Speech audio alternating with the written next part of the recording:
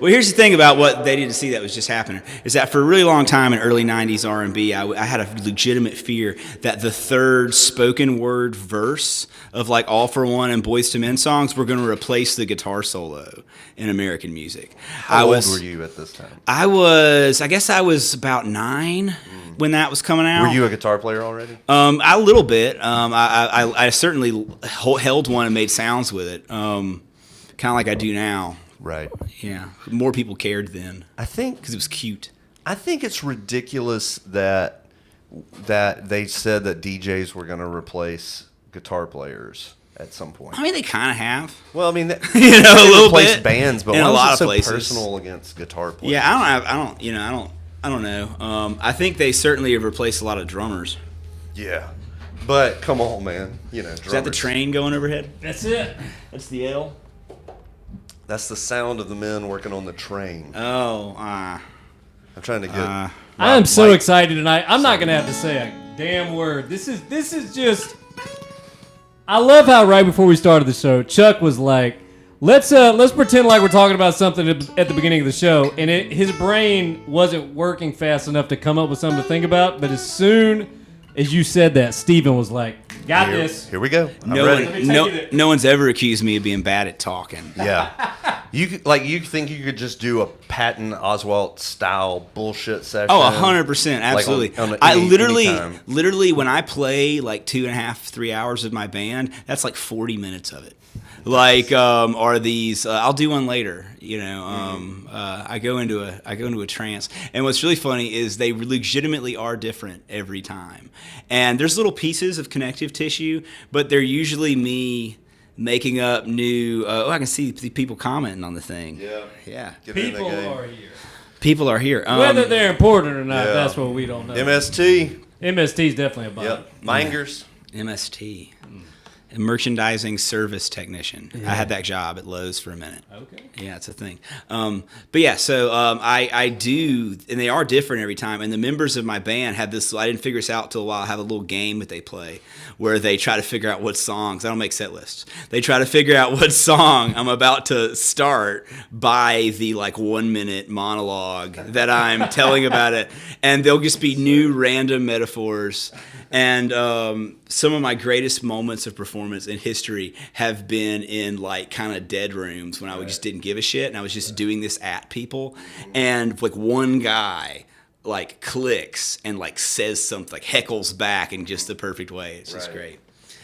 So I have been in a one band at least specifically that just loves to take the business of music like set lists or names or song themes or whatever and just make it shit ridiculous, all over them. right? Yeah. But I haven't played music was that like Julius that in Leonard forever. Magali? Yes, it was. We were just talking about that band before you got here. I'm so glad that you are carrying on the tradition of bullshittery. I kind of feel like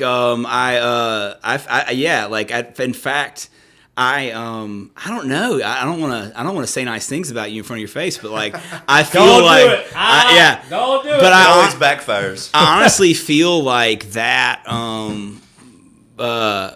that version, I don't know, that band and a bunch of those shows, like I remember the last one where you like shot your guitar or whatever at the fucking Musicarium. I don't know if I shot it, but you did something loud to it. That's when the myth becomes truth, we print the legend. So yes, you shot your guitar, you pulled a gun out of your waistband, blew it away at the last night of Musicarium, and Chris Carruthers tore his shirt off and ran out the door and shut the bar down immediately that night. He was like, "This is it.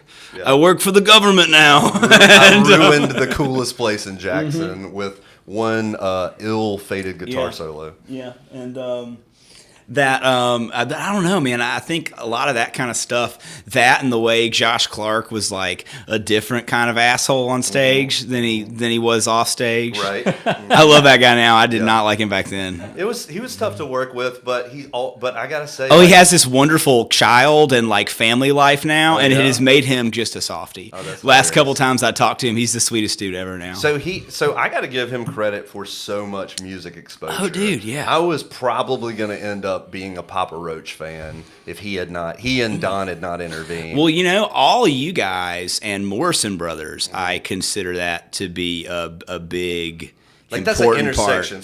So Yeah. Steven and I work together at a guitar shop in Jackson. For a lot of dudes, the music store, whether it's like meeting the weird guy that works at the record shop and him turning you on to like Beefheart or whatever, or if it's like going to the guitar shop and meeting music snobs, which is what we all were. Oh yeah, for sure. You get this intersection of taste and all change. different kinds of snobs too. Right. We had like I remember, but with similar things. Like I remember Don getting me just really into Jeff Beck and Pete Townsend, Right. or making me listen to Jeff Beck and Pete Townsend in a more real way. Right. You know, whenever I would talk about some guitar player, I'd be learning something in there. It's like 80% of what you do when you work in a music store is you practice. You know what I mean? Like that's the coolest thing about the job is that you sit there and you wait till Don or Charlie, whoever's in charge, is not standing right over you, and then you start, And you you know, go start and then you go woodshedding. Then you noodle, you know, or you watch other guitar players that come in there and you ask them little things and you steal shit. No doubt. But I did lots. Remember Spanky and Hi Hat? Remember Hi Hat? We had nicknames for everybody. Yeah. Hi Hat. That's why we called him Hi Hat. Because the whole time the dude's playing, he's doing a click with his mouth. Or he wouldn't even do it on the beat. He would play notes. But and he was be a like, badass player, though, man. Yeah. I just remember the dude being like, like one of those guys like Spanky. Remember Spanky came in, who used to play with Benson and stuff? Like, I remember there were so many dudes that came in there that like you'd look at and you'd be like, this guy couldn't string a sentence together to save his life. And they start playing and you're like, the fuck? You learned that at church? Show us some licks that you stole from Like, these. I remember we're talking about gospel guitar players, one of right? them was like the Spanky. I don't know if this was Spanky or Johnny Branco, but like all the like first chord melody stuff I ever did, and like bass like that.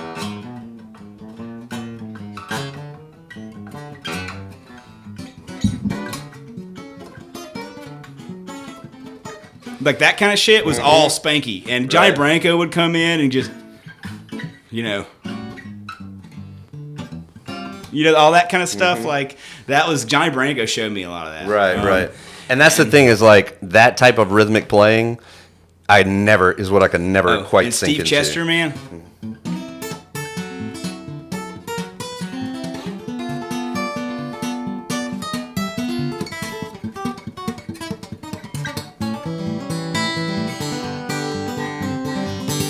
Just that.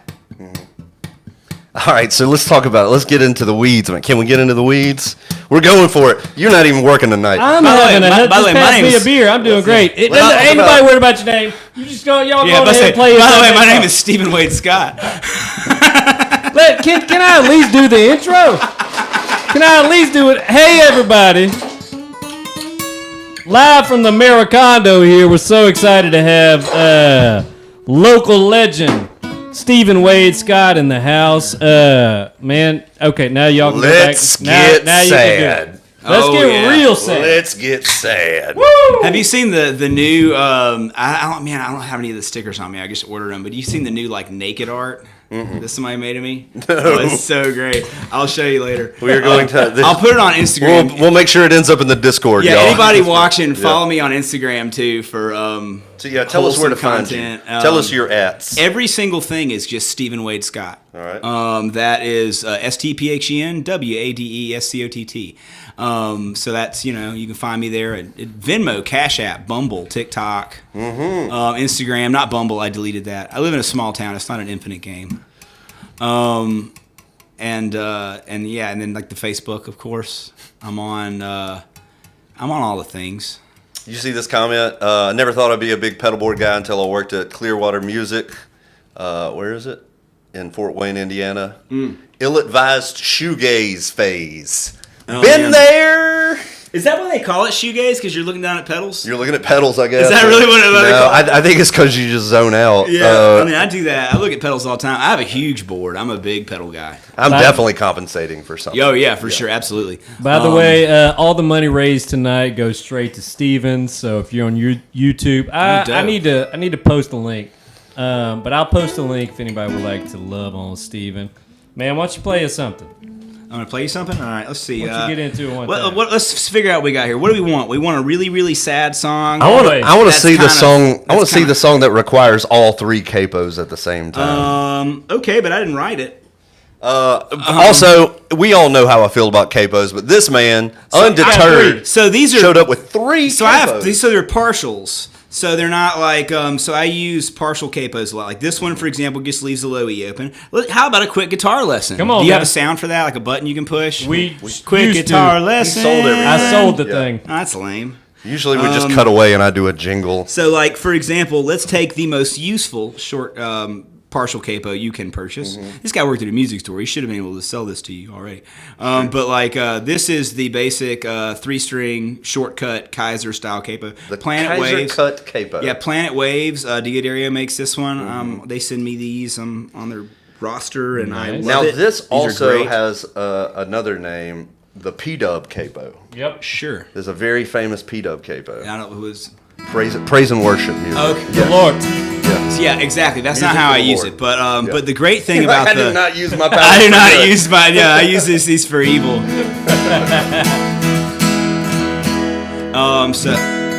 So let's start off with a song I wrote about a casket using this capo. So the shortcut, if you notice here, I'm on the 4th fret, which leaves the 2 E's and the B string open. So if you play in like a C shape, you get up, 2 whole steps there, but you've got these big open notes, which allows you to do a lot of cool chords. That's the praise and worship use of it, is the one finger.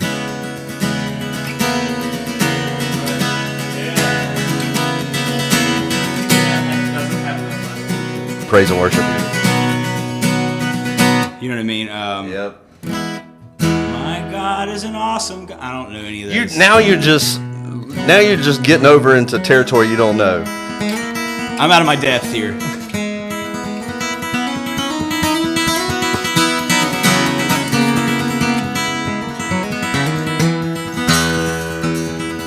It's that low E you get that's cool. Oh man, I thought that was the song. That wasn't the I song. was so into it, man. No, that wasn't the so song. into it. This is the same kind of thing, but it's 5 strings, so it just leaves the A open. I'll play a song with it later. And this is just a regular boy right there. This song is called Boxes. I wrote this song about the thing we buried my grandfather in. He was a Navy man, a tough son of a bitch, a restaurateur, the kind of fella whose dusty boots didn't make a lot of sense per the money he made.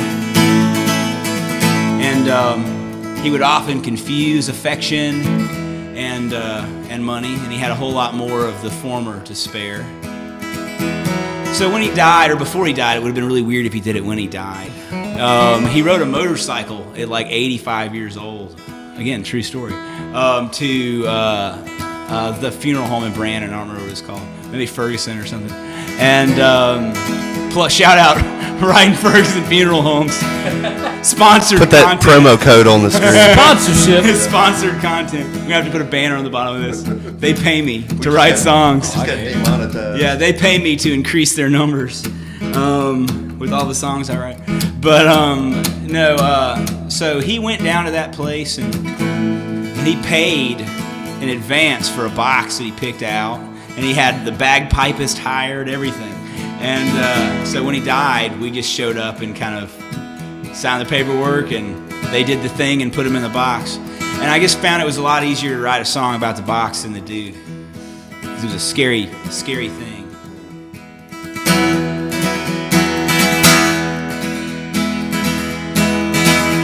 I stood over my grandpa, marveled at the man I saw reduced to such a pitiful sin. But the box he chose was sturdy and well enough worthy to shore up his bones and his skin. And it looked a whole lot more like the man I knew than the crumpled up body that we buried him in. It was made of brass and steel, had a dangerous feel, like something he'd have brought back from the war. Had a funny little tube on the side, I ain't sure what that was for. When no one was around, I left a note inside. Funny thing I wrote about a girl Makes sense to leave a piece of me in Mendenhall. In a box buried underneath the world. Yeah, I had boxes spilling over with things that I've found. Yeah, man, I had boxes full of folks I used to know, buried somewhere 6 feet in the ground. You know, some things your head and your hands can't hold, no matter what you tell yourself they're worth. And some things your heart needs your body to shove into the earth.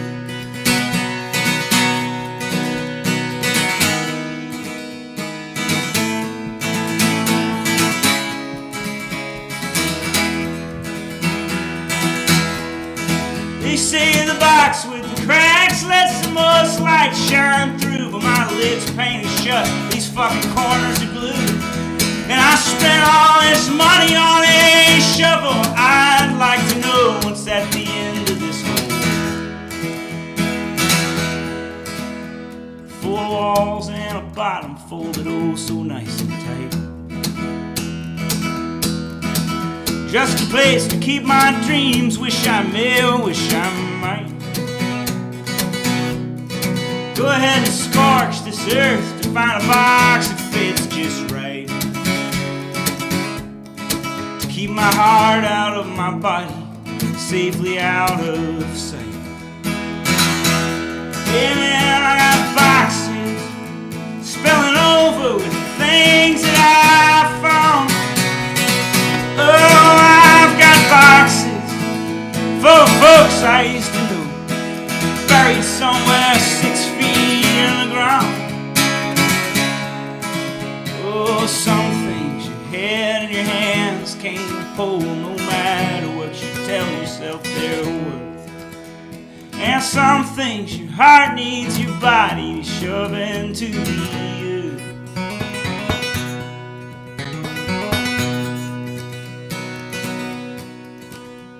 I stood over my grandpa, marveled at the man I saw reduced to such a pitiful sin. But the box he chose was sturdy and well enough worthy to shore up his bones and his skin. You know, it looked a whole lot more like the man I knew than the crumpled up body that we buried him in.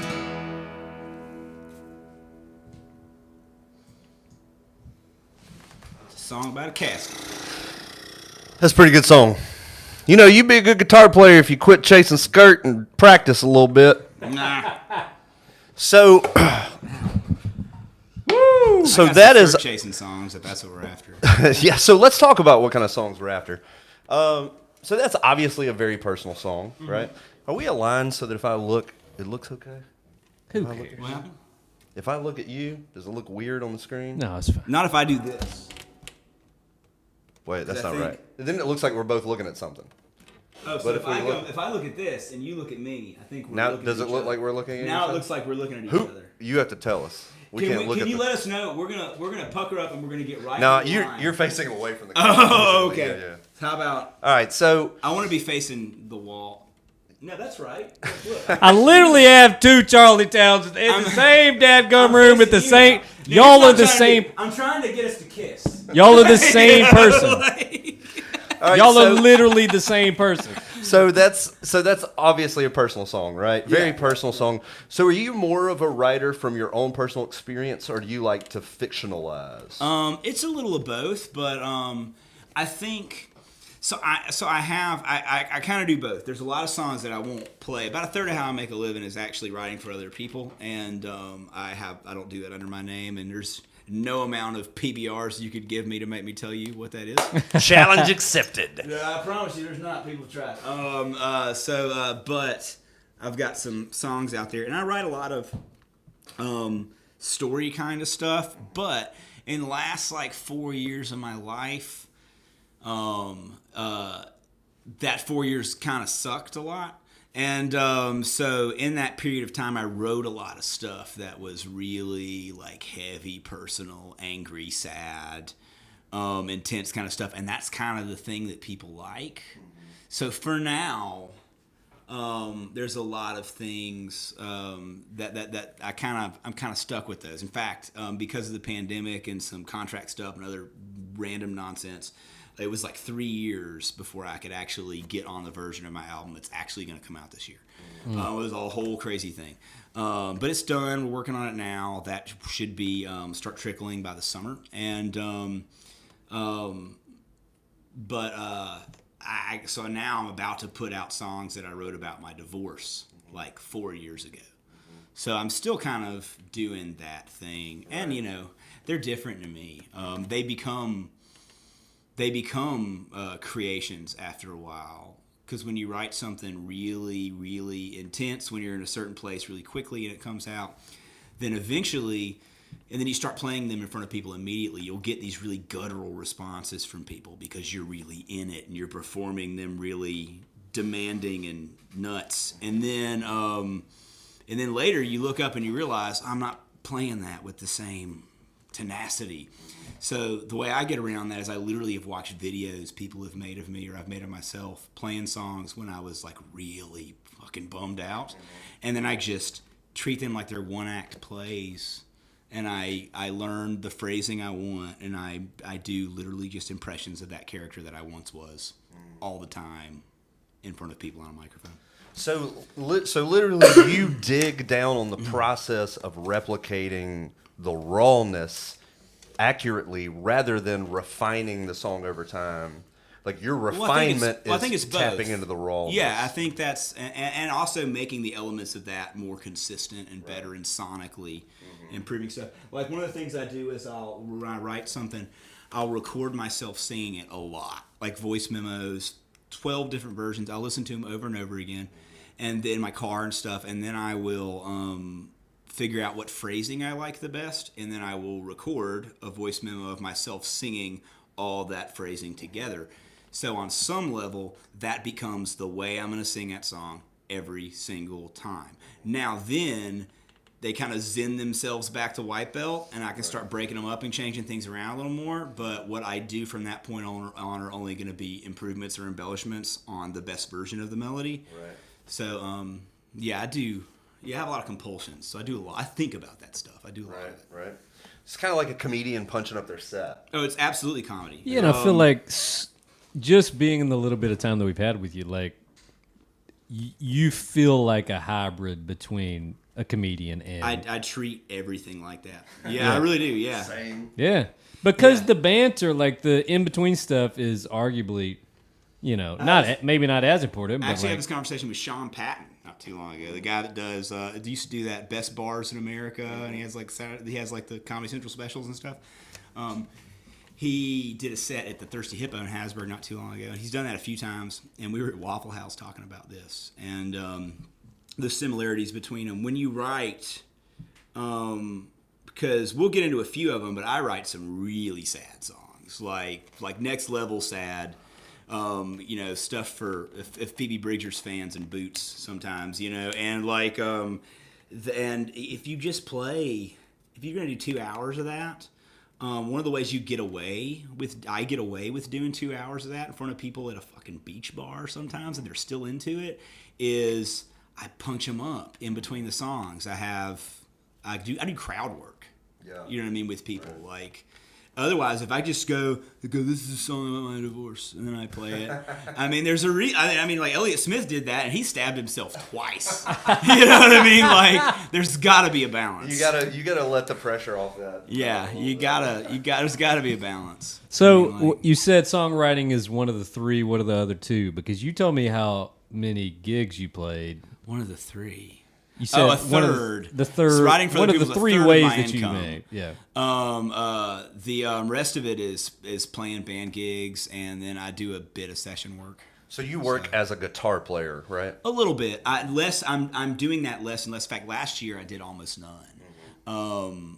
And I do have a gig that I can't really talk about on this thing coming up at the beginning of next year. But it's a really big one. I'm going to be playing guitar for somebody for a minute. That I'm pausing my own career for that because it's a thing I can't turn down. But Nice, man. but I'm not doing as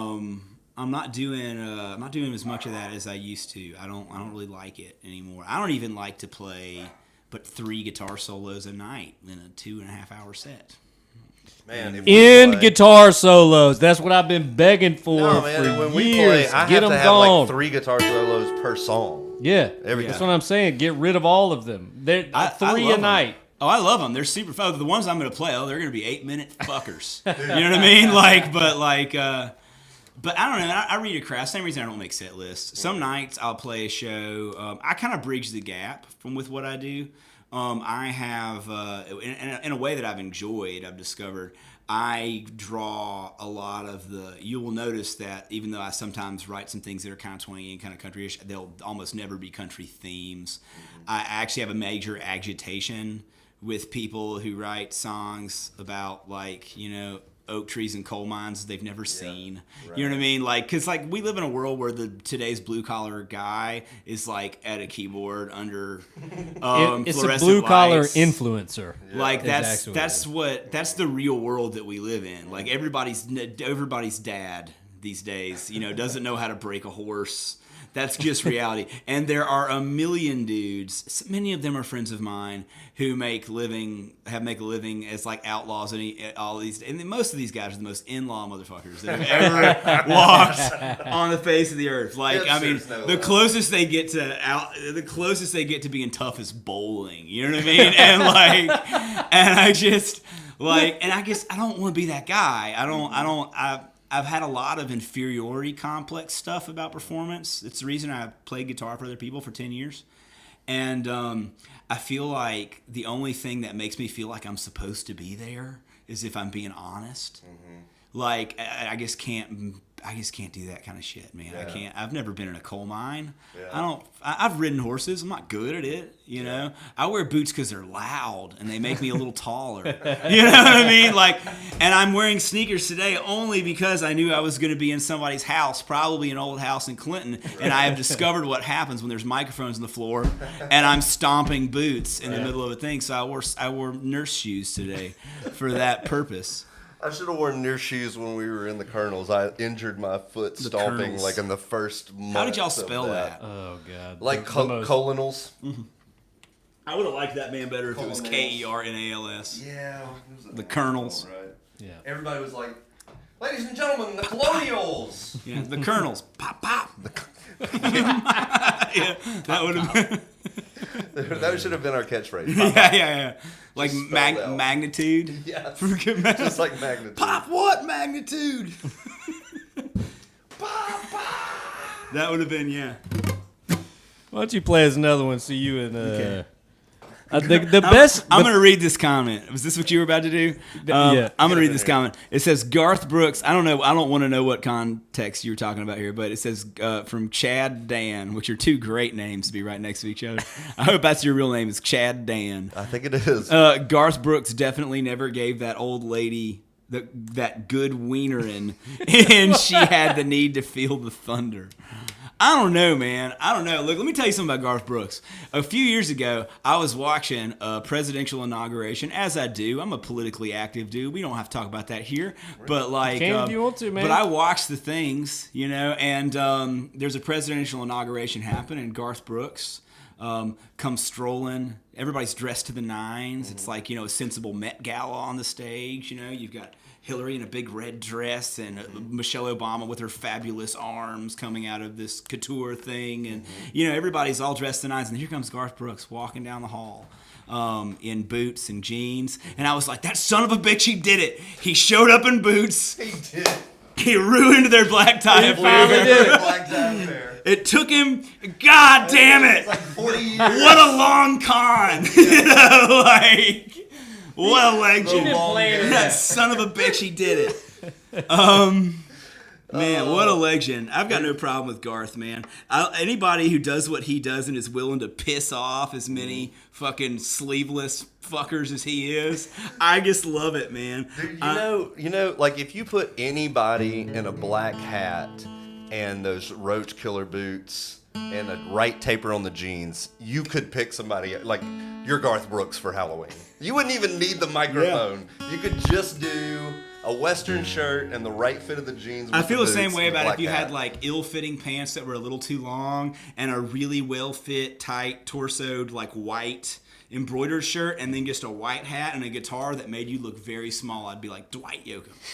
You know, like. Or you could just sit in a chair and be like, what you aim to do with that lawnmower blade? This song's a little more finger pickery. I'm going to try the gamut here. Here's a sad song, but it's not entirely directly about me. This song's about being left-handed, both at the end of your arm and the edge of your sleeve. And sad. Not sad because you're left-handed, but just also being sad and being left-handed.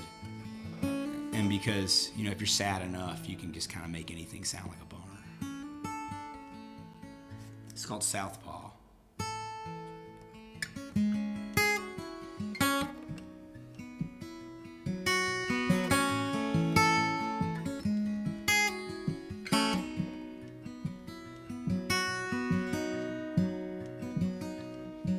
Hey, for years now I've been righting all wrong, just a grinding all these feathers down. Used to be a good left cross would carry me along. Now the brush strokes of blood, it's best I erase this town. But it's hard to read the letters with these smudges on my hand. Never been that kind of man. Hope one day you'll understand.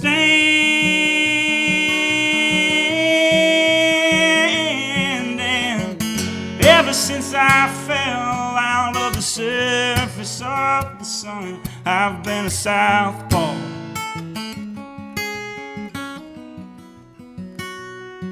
And it's hard to reach the safety when you use your other thumb. I never met a heart that I couldn't outdraw.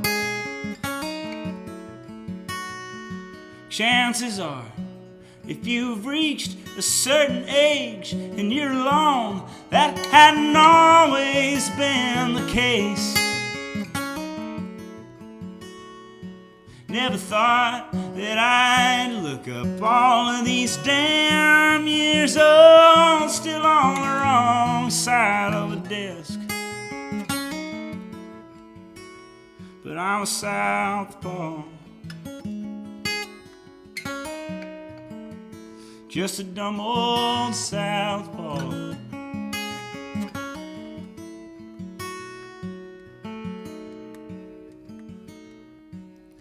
All these years spent wondering why, no matter what I tried, the glove, it don't fit. And the nails of my right fingers run the inseam of your thigh. You think by now that we'd be used to it, but a moon like it looked that night, don't hit the same alone. I'm on the wrong side of the road. Every damn where that I go,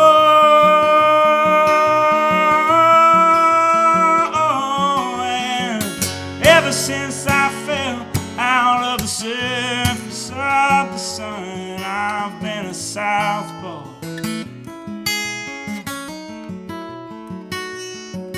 It's hard to reach the safety when you use your other thumb. I never met a heart that I couldn't outdraw. Won't you tie a yellow ribbon around your throat and understand that when you take it off, I'll know you never want to feel my hands again.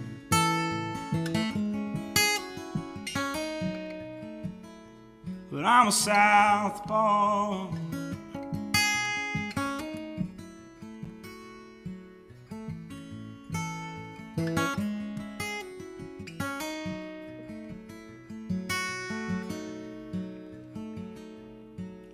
For years now I've been righting all wrong, just a grinding all these feathers down.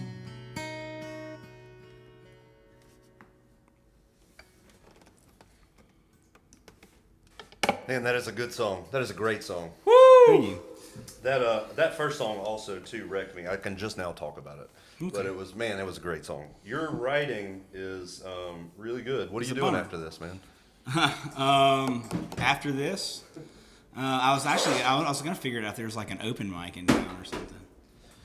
Cause I'm here with a guitar. Yeah, I have to be in bed at 9. I was joking. So, do you have any questions prepared? Because we're just going at it over I here. want y'all to fine go with at it. Man, Steven, I just want to like... hold on, let me turn this up. I have been not intimidated by you ever since you've come here, because that's not the word. It's like so impressed. Like Thank you. I have no other skills. I feel like I remember. I'm just stepping on your thing. I feel like I remember when I found out you were a good guitar player, and I was like, and you were so young, and I was like, holy shit, this kid can play. It's like a little bit humbling. No. But it's also like, damn, that kid can play. No, it's and we've had some incredible people come in here and play, or interviews and stuff we've done. But like, you were so impressive, man. You were such a great songwriter. Like, you're such a great. Oh, don't worry, I'll do a really shitty one next time. No, like, and how have we not Stick it to the man. ever met before? Have we never met? I don't know, maybe. You know what's funny? So I've had a weird trajectory. See, I was in the church world Oh, I was not. for a long time, Yeah, and I that was wasn't. like my area. And then very Are you recently. still involved in No. that kind of stuff? This is what we're getting into after This the is next the song. real Yeah, question. Oh, we wanna Whatever do a the next religious track song? is, we're going into religion. Talk about the Lord, please. I can do no, it. I but- got a good religion. I got another grandpa song. But for you. I'm very much in the process of walking away from my Yeah. mind. Yes, Well, but, it's okay to be talking to my mom. I've is a gone different through thing. that. It's okay to be like, I'm sort of a deist leaning agnostic. You know, if that makes sense. Yeah. Like the concept that like I want to believe It'd be that cool. there's something else. It'd be cool. I just don't. That's probably not. It probably gets back to me. So that's- but man, and I hope he doesn't suck. See, I guess- hope he doesn't suck because I think he might. You know, like, in, that's like- really kind of where I'm at. I don't know Like, what that's- phase I'm in, but I'm not even like there. I'm like, fuck it all, and like don't want any part of it. But so it's just so weird that like you know him and y'all have a relationship. But this is an ode to Mississippi, man. There are so many like unbelievably impressive musicians and songwriters that I have never met. Well, you know, And They're just around. there's a lot. Well, you know, I'm not to get. I want to go get. We're not going to do the Jackson thing we were talking about before, but there's really not a lot of places up here Don't get me started talking for about people to flex and make any money. And like, you know, there's like, for example, there's some serious waves in Hattiesburg right now, like in all kinds of genres. I don't know if you know, like, you know, have you seen MS Paint? These dudes are fucking amazing. I've heard the name. They're like they got like a nearly an 8 on Pitchfork recently, and they're like on the cover of Paste, and they're like one of the like top 10 things in hardcore music in the whole country right now. And they all live in Hattiesburg. A couple of them used to be in my band actually. Okay, and like, so- but like I don't know if they've even played Jackson. Yeah. So I try. We You know what talk I mean? about this Like- all the time. Like I try to tell people that I live in one of the most historically music-driven Yeah. areas of the world, Mm-hmm. but the capital city of Mississippi, has nothing. And just driving an hour and a half one way or 2 hours another way, like. Mm-hmm. What's your take on? We talked a little bit about why is that the case? I don't know. I know. So Hattiesburg's kind of unique in that I think one of the things that, so Hattiesburg is, in my opinion, I don't think it's. I think this is a fact. College town, first off. University town. of Southern Mississippi. Not just a college town, but it's also like the liberal arts college in the state. You know what I mean? They have like a top 5 jazz program in the country. You know, the guy that plays drums for the Marsalis brother, that's a drummer, graduated with me at Southern. You know, Snarky Puppy before they were Snarky Puppy, when they were just Snarky Puppy. Hattiesburg was one of their like top 5 towns to travel through in the country. They played the Old Hippo.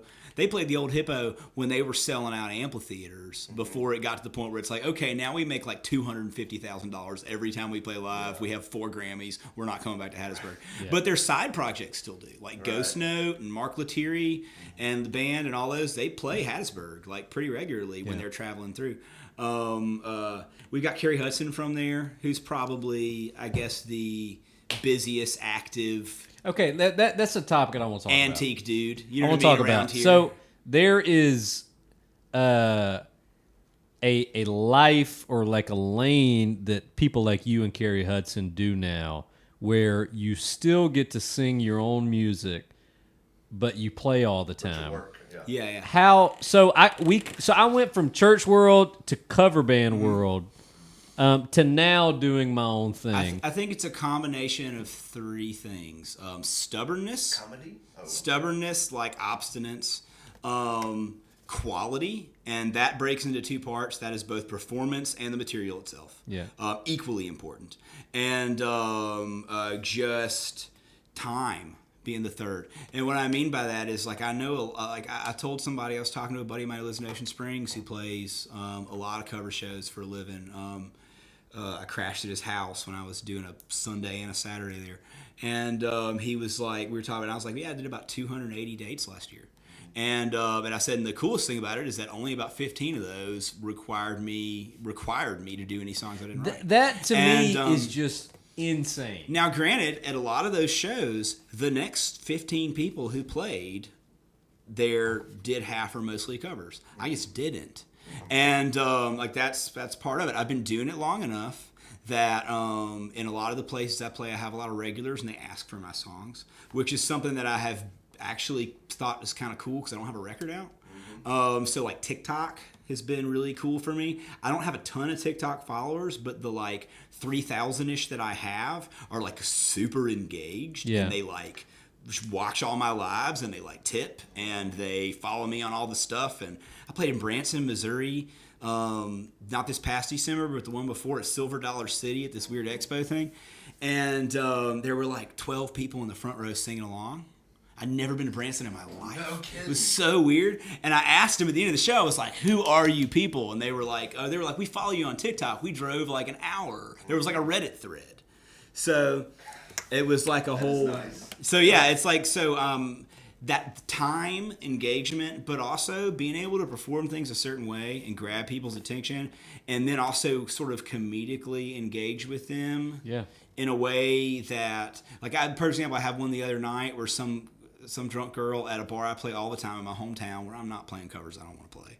You know what I mean? Like, not, to be a dick, but like I'm in the tourism brochure here. Suck it up. I live here. You know what I mean? Like, I don't pay for a beer here when I'm not working. Leave me alone. Like walked up and asked for a Morgan Wallen song or something like that. And I ended up giving her this whole squirrely spiel with big words she was too drunk to understand, and kind of humorously backed her up, and then ended it with like, something, you will always test positive for 100% of the things that you consume. And I could see her head just go, that sounded smart. And she put her number in the guitar case at the end of the thing. And I didn't have to play a Morgan Wallen song. You just learn those skills. You just learn to fuck with people good. And then just be stubborn. Stick to it. Pay your dues, and then once you've done that, just be fucking stubborn. That's kind of where now Kerry's kind of come back around to it. Like, Kerry just has a good time. He's got his whole body of work to choose from, all the Blue Mountain shit from way back, and then and then he's got some more kind of hill country stuff that he wrote in the last couple records, and then some more that's really kind of down home sort of stuff, and then He did a record in the middle of that's a little more fingerstyle, kind of soulful, and it's funny. I joke because I'll go see Carrie play on a night off, or we'll play together or whatever, and he won't do a single one of the songs I like or I want him to do. Every song he'll sing will just be like some kind of like really good, but like hill country or Turkey Loose in the Trailer Park kind of tune for like 2 hours, and they're great. But he has a couple like real sad bangers hidden in that catalog that I'm like, aren't you gonna play this one? And he'll be like, I don't even know if I remember that one, and I'm like, yeah. But he does what he wants to do. People don't ask him to do anything else. You do what you want to do. Do what you want to do. Do what you want to do. Let's do a religion song. Come on now. We got off that topic. Let's get back on it. This song's about grandfathers and church and how I feel about that and have at different points in my life. This is an old one. I actually haven't played this one in a minute. I wrote this song I wrote this song almost 10 years ago. What's going on? Is there a bug on my face?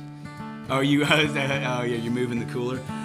Somebody's asking, Dan, TikTok rules. Somebody's asking here about if I'm going to be in Texas anytime soon.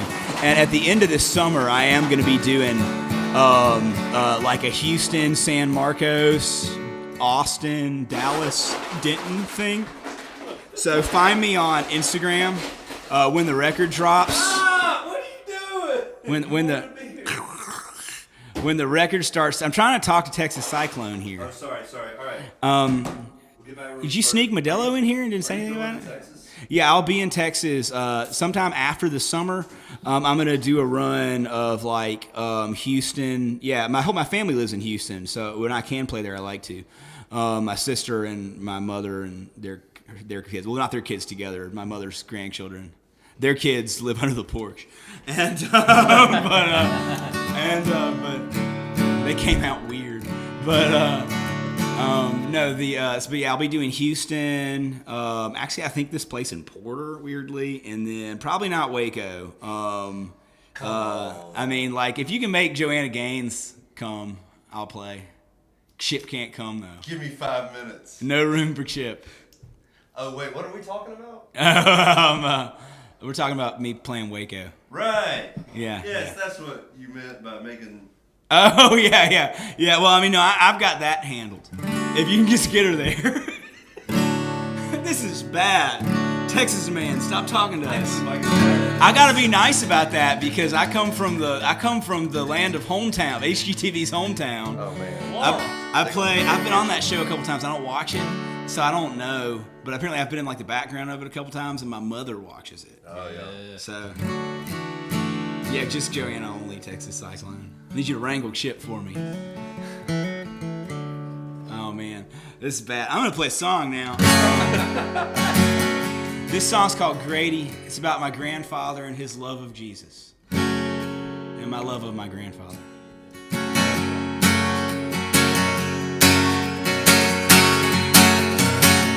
My papa loved him some Billy Graham.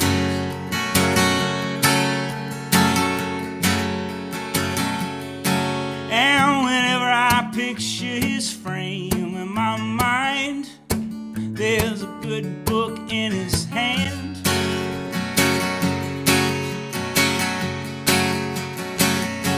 In truth, I wish I had his faith just to run around in place. But these holy legs of mine can barely stand.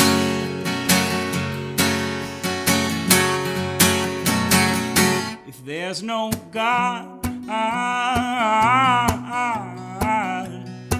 don't you tell my mother's mother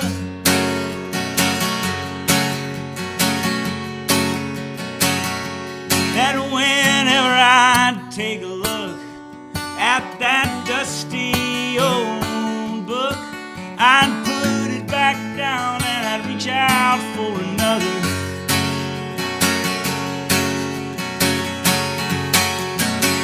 My papa was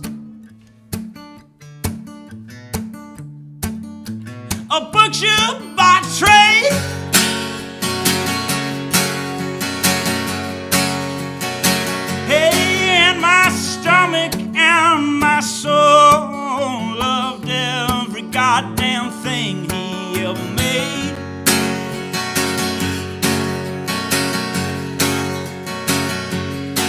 had an old mesh metal glove he wore every day with love, but all he ever would talk about was the word.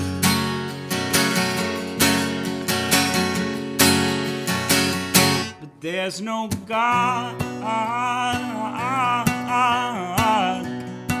Don't you tell my mother's mother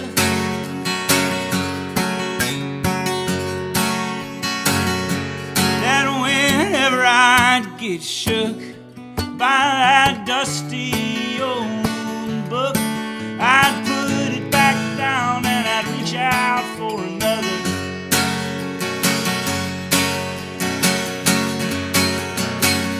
If only that book could be a string you could fashion into a ring and tie it around your soul to remember how to live by the good things. You know this bar is Mike's church. Just use your imagination. This song is my sermon and all of you my congregation. If there's no God, don't you tell my mother's mother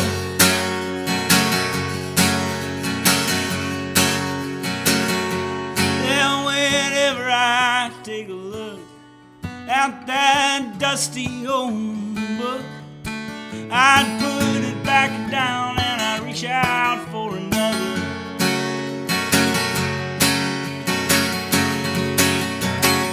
My papa loved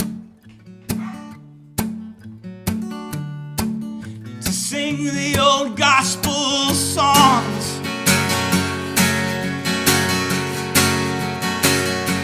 You know, I'd sit at his feet as he butchered chords, and I'd do my very best to sing along.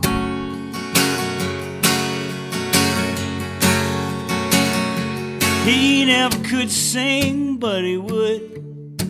It never sounded all that good.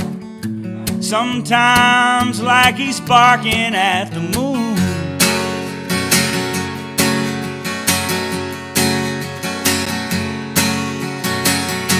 But you know, to this very day, when I hear near my God to thee, it'll always sound just a little bit out of tune.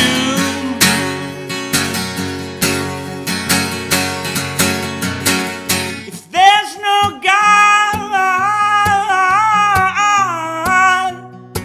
don't you tell my mother's mother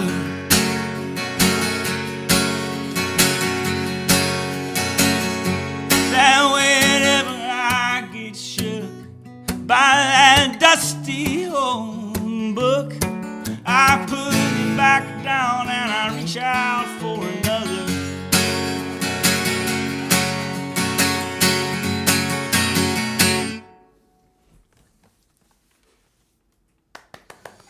It's called Grady. Bert canceled my sound effects buttons. He sold all the gear, but like, Bummer. man. All right, let's get into it. Talk about it. Let's do this. You, Stephen, were raised what we call a Whiskeypalian. Am I correct? Yes, Episcopal. Yeah, Yes. yeah. More or less. Episcopal school now. Really? Yeah, I had a lot of variation there because I went to a mostly public school that was full of nothing but Southern Baptists, and I went to, and then for like 2 years after Luke Woodham happened. Do you have a Luke Woodham button? Wow, wow. Oh, it's terrible. That's bad. Don't Google that, Texas man. It's just Mississippi. It's a chant. Yeah. Well, so the long and short of it for the internet people is that if you went to a public school and you were a kid that had a bunch of zippers on your pants, who wore Slayer T-shirts, around the time the Pearl High School shooting happened, in Rankin County especially, First one ever. it became a very quick witch hunt. Like kids started getting pulled out of school into, people were scared, you know what I mean, and administrators at public schools in the South are really stupid usually. So like they started putting good kids who hadn't done anything wrong in alternative schools and stuff. So I was about to be one of those kids. So like my parents put me in University Christian School for a minute there. So were for like they a year and a half? I think like they. Oh, I'm And getting in that trouble was- for this, but like they weren't even accredited, right? Like weren't they shady at first or something? Like they were like, we're a Christian school, and they were like, don't get your diploma. Oh, we're probably gonna get sued for this. Yeah. It was. No, I don't know what happened. I just heard. UCF. No, it was. I was thinking of another place. As someone whose family spent money there, that place was the most bullshit excuse for a school in history. It was worst. It was the worst thing ever. Like I took a Christian communications class there once, and What is Christian communication? look like? Exactly. It was an hour of my day wasted in school when I was in 7th grade, and like I remember taking that class, and the teacher whose name I will tell you when the cameras are off because you know this person. Okay. And you know her son was had this. We were doing these like research papers that were for something, and they were just, you pick your topic or whatever, religious based, and somebody in the class was doing their paper on cults, and I remember the teacher. I got sent home for a day because of this. The teacher was using it as an example of like how to diagram your outline for this paper, and she's like, well, let's start just by making columns. We'll start with cults and religion, and under cults she starts naming like Judaism, Buddhism, Taoism, Confucianism, anything that comes to the top of her head. And then in the religion, she's like, Christianity. And I raised my hand as a smart-ass 7th grader who was a reader. I was like, raised my hand. I was like, so, wait, what? And she was like, I think I'd been in this class school like 3 days. And she was like, we're doing it this way so that we can. I went, so what? So how exactly, is there a line of how far something has to stray from what you believe before it goes in the cult box? Yeah. Like, because behaviorally, I'm feeling, Right. I'm thinking. This seems like I'm a cult thinking, school. I'm thinking Heaven's Gate, Son of Sam. These are the things that are right. about to go up here, Manson stuff. But no, she's just Judaism. Judaism, And yeah. that was what that school was like. Oh man, that is incredible. Terrible. And the best thing about about when I was in public school and I was listening to a lot of metal and like wearing black T-shirts and stuff, and had zippers in my pants, I had never been in trouble a day in my life. A year and a half in University Christian School, I started doing drugs and wearing polo shirts and hiding it from my parents. Nice. You So, figured out like yeah. the pop collar was I the way to learned get a away lot with it, there. right? Yeah, I learned a lot there. Yep. No doubt. Yeah. No doubt. So, you grow up in a fairly religious environment as a child, is that right? Well, we were Episcopal, and Yeah. my parents weren't like super religious. My mom is very sort of spiritual religious. Right. God, yeah. I think you told me Still at one is. time that you thought about going to seminary yourself. I did. I got really involved in the Episcopal Church in high school, and then shortly after high school, and actually it was a whole mood. I came really close. Right. And then it just was, I read stuff too much. Too many books, man. Too many books, Too many man. Especially that one. That one will get you every time if you really read it. That one, man, it's a doozy. The first half of it's a bummer. Like the first half, they try in the second half, but then you get right around the climax of it into like 1 Timothy, and then you're like, oh wait, it's worth how much? If the exchange rate for raping a daughter has gone up since the Old Testament, but it still exists. Like it's those kind of things. I'm very liturgical. I'm a reader, so like there's certain things that I could never understand, like being Catholic, because like theoretically until like 2004, if you were Catholic and you repeated the creeds every Sunday, then you were supposed to believe that the earth was still the center of the universe, because they just forgot to fix that until like 2003. Yeah. Somebody looked up and they were like, boss, we glossed over this one. Yeah. I think Galileo's still in purgatory. Or like they finally caught up on paperwork at the Vatican. And they're like, what have we been pushing on the back of our? Yeah, Galileo's been in his purgatory room for some however many hundreds of years, just pissed off, seething, and like Pope's like, let him out. Somebody knocks on the door and they're like, hey buddy, so there's been a charting error. So we're gonna go ahead and let you talk to the big guy. I like to think that then Galileo's skeleton is just in there.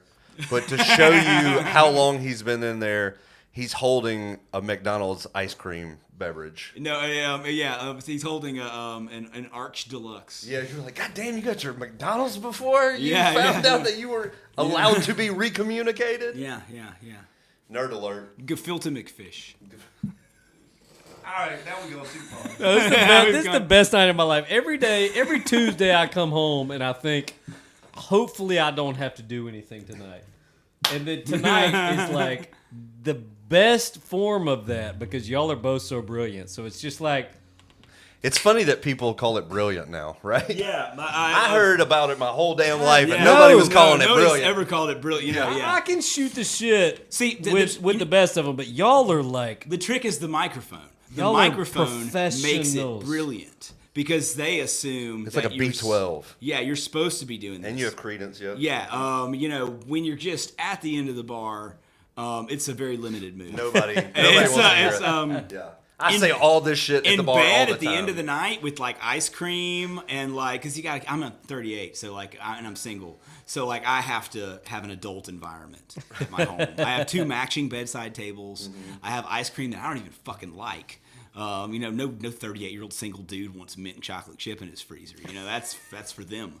You know, and I've got 2 bedside tables that match. One of them has like adult things in it. You know, like some the unscented mint chocolate chip. Unscented feminine wipes, and some condoms and some other. Dudes You ain't got no masculine wipes. the dude wipes. You can buy those right next to you. I gotta tell you, I And, kind of live by dude wipes. Yeah, actually. and I don't know, the unscented Summer's Eve ones, they work in a pinch, man. They really do. They women figure that out. Noted, my it's like friend, taking noted. Midol for a headache, man. It works. But like, This dude is not here for this conversation. no, I'm so and, here for it. This guy constantly talks about how bad he is at sex all And the time. I am. I never said I was good at it. I just said I was prepared. I have always I just said I was I just have prepared for the supplies. aftermath. I've always Yeah. said I'm No, terrible, I have. but I have a bedside table full of crutches. You know, like We're over yeah. here comparing gear, and we're But like, yeah. it's all effects, special effects. Yeah, but then definitely. the other bedside table is not sexy at all. It's got like my cholesterol medicine and like snacks in it. You know what I mean? Like an American Musical magazine, and then my cholesterol medicine, and then just some jerky and some bugles. You know what I mean? Like that's not loose bugles. Loose bugles. Yeah, just a drawer. If I dump them out in the drawer. Dude, please call your next keep- album Loose Bugles. Yeah, in fact, That's a great album No, name. but that's in the sexy drawer. I keep lubricant in the drawer full of loose bugles, so you have to shuffle for it like they're packing peanuts. It's hidden under Loose yeah. Just a drawer. Man, I am so glad they don't have standards on Twitch yet. Now, where are we? Are we Yeah, everywhere? we're on all the places. We are Have gonna we get lost fired. everyone? We're No, gonna they're get fired. all here. There's more people than there has ever been. There's 47,000 people. watching. They all showed up for this shit to watch us crash and burn. Yeah. I don't think we're flying high right now. Yeah. As one does before his wings melt. Yes. Yeah. But the point of that is I don't know what the point of that was, but where I'm gonna go next. I figured y'all would figure it out. Loose bugles. Is with loose bugles. It's like I have to have that thing, this ramblingness. It works, on a microphone, but it doesn't work like in bed next to a 20-something with a personality disorder who are the only people interested in me. Just sitting there, while we're eating ice cream, watching Forensic Files in the afterglow. Like that doesn't work there. Hey, so mint chocolate chip ice cream is your play afterwards? Oh, totally, yeah. That's your go-to move? Yeah, fine. I don't know why, but like virtually all. I don't like to generalize. I'm a really progressive dude, but there are some generalizations that come from facts. Yep. You know what I mean? They do. Yes. Like it didn't get to be a stereotype. For Oh, there are. No, right? there Yeah. are certain people who walk really slow in the mall, and women do really like mint chocolate chip ice cream. Yeah. Like that's just I a thought fact. you were like, women do really like bee shopping. Yeah. And they like mint chocolate chip ice cream, man. They do. It's the best for them. I hate it. Sean says He says, "I love my ADHD Yeah, yeah, brothers." absolutely, yeah. So, favorite comics? Favorite comics? Comedians. Like comedians or Comedians, comic yeah. books? Yeah. We can go either, Either way. or. Got started on comic books. Gonna be No, good. yeah, Yeah, we can go It's either a way. different live stream. Comedians. Yeah. I'll just do the comic book one in one word: Nova. That was it when I was a kid. Nova was my okay.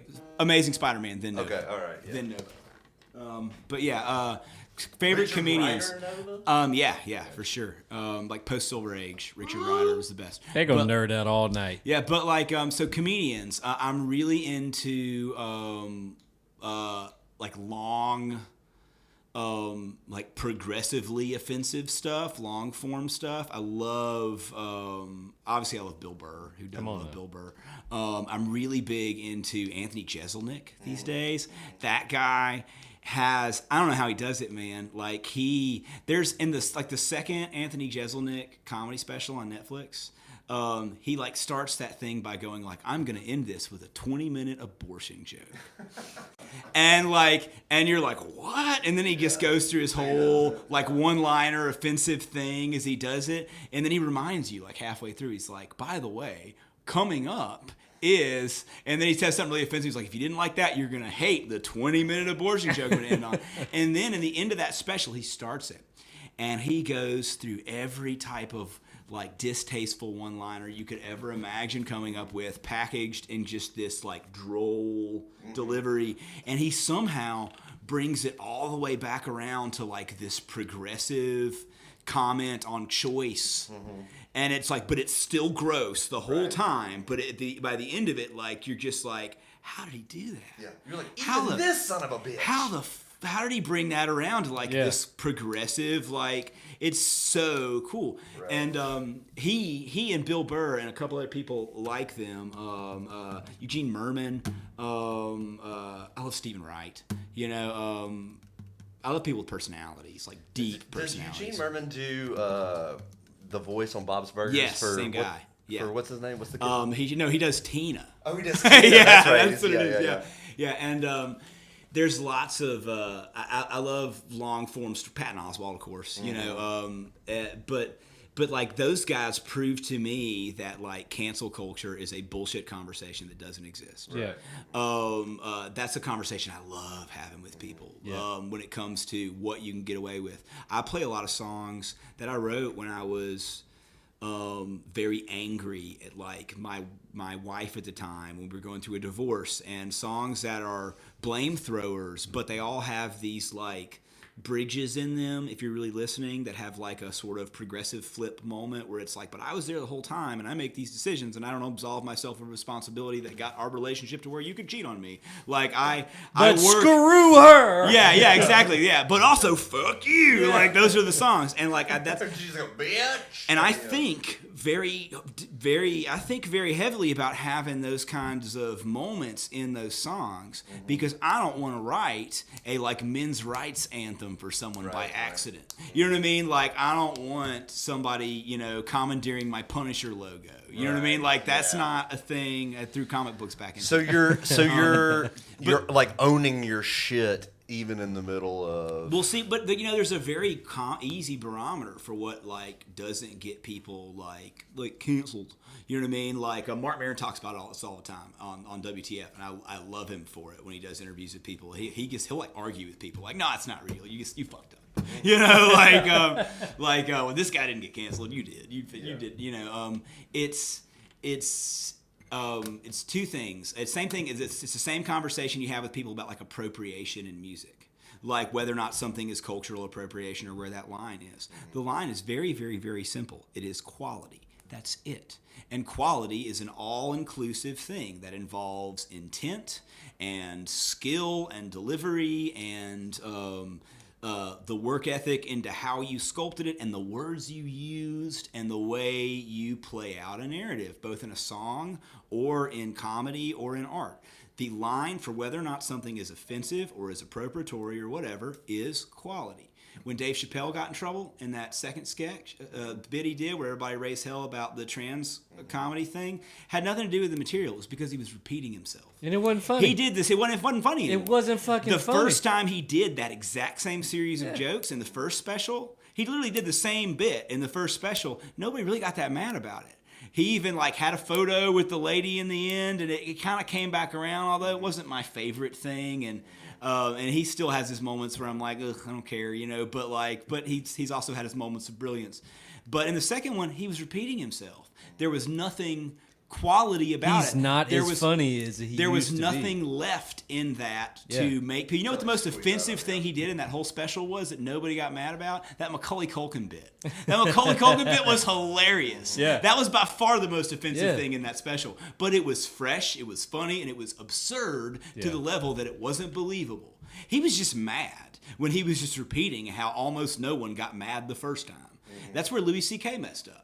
Right. Aside from the whole jerking off in front of people who didn't want him to do that. That's an extreme screw and up. admitted it's only the last part. People didn't want to be a part of it. You Let's can, just say, you can do that all you want. Consensually jerk off in front of You can whoever jerk off want. in front of anybody you Consensually, want as long as they're whoever you in on the want. joke. We are here at Americana Addicts to tell you, Yeah. if you take only one thing home tonight, you remember only one Consent. thing. If it's consented to, you Yeah. jerk off in front of whoever you want. Yeah.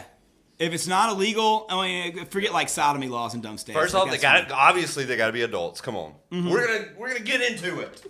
fine. Well, consent implies Consent implies age. adulthood. Yeah. Yes. Consent implies Obviously. age. A human under a certain age cannot consent, both ethically, Indeed. morally, or yes. legally. Yeah. And And then just don't jerk off in front of the rest of the people. yeah, exactly. Yeah, it's fine. It's like you can literally. I mean, don't get me wrong. I understand that leaves. I'm looking you in the eye, Twitch and YouTube. I understand that leaves a limited number of people to whom you can jerk off. Can you zoom in on my face here as you do this? We'll see what Can we can we make the shot tighter? I understand and I feel your pain. I get it. There's not as many people. If I can't do it in front of anybody, who's left? Yeah. There's somebody out there. Yes. Get on FetLife. Yep. Those people do all kinds of stuff, Yep. and they're all grown-ups. Right. They're supposed to be. There's a Reddit thread for everything. You guys are on Twitch. You know Should I Reddit. J off in front of this person is my favorite. Yeah, Red, and you know red what? thread. And you know what? Here's the barometer. If you're asking yourself the question, should I J off Nope. in front of this person? Don't. The answer is That's- probably no. it's always no. If you're not sure, you're not sure, Chad, this is America. But if of course a Chad would ask that question. That's like a Chad. I'm kidding. Like Chad Dan. I'm gonna call you Dan. I gotta tell you, Love you and Sad Chad Chad. Dan would have an epic night out I believe it. with Sad some Chad's Jello so much fun. shots. Yeah. Y'all would have an epic night out for sure. Yeah. I think Ben would spend the whole night keeping you out of fights, probably. But you and yeah? Chad Yeah. will get 4 black eyes for sure. Why don't you sing us a song? I'm gonna sing a song now. Let's do. What do we want now? Do we want a horribly sad song? Do we want a really really horribly sad song that's to a beat, so it's a little deceptive? Ooh. Or do we want a horribly sad song? The worst. I want the worst. I'm feeling in need of the worst. This one, don't recover from. this requires willing. me to tune my guitar squirrely. Take time. Eric, Eric Woods? Yes. Eric Woods said, I fully Is he on? expected this to go off the rails and I have not been disappointed. I love that guy.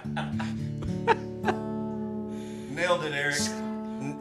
Nailed we're it, bro. here to exceed Yeah, expectations. fulfill all of your expectations. I mean, mainly we just shoot for like a B- in life, but I feel Yeah. like if tonight the goal was to go off the rail, I Yeah. feel like we have. tonight's We're rants- just warming up. We still got 45 minutes at Oh least. yeah, at least. At least. Eric is a good example of what happens as you get older and you play music for a really long time. Is that sometimes people are a little younger than you, or they start doing it a little later than you did, and you remember them maybe like not being great at it because they were new to it, and then they kind of disappear from your view for about a decade, and then you pop back up, and they're like, "Oh, you got good at this." Yeah. You while did were this gone. thing. Hey, so that's You how I do feel this about now. both of y'all, except not the second part about you. Not at all.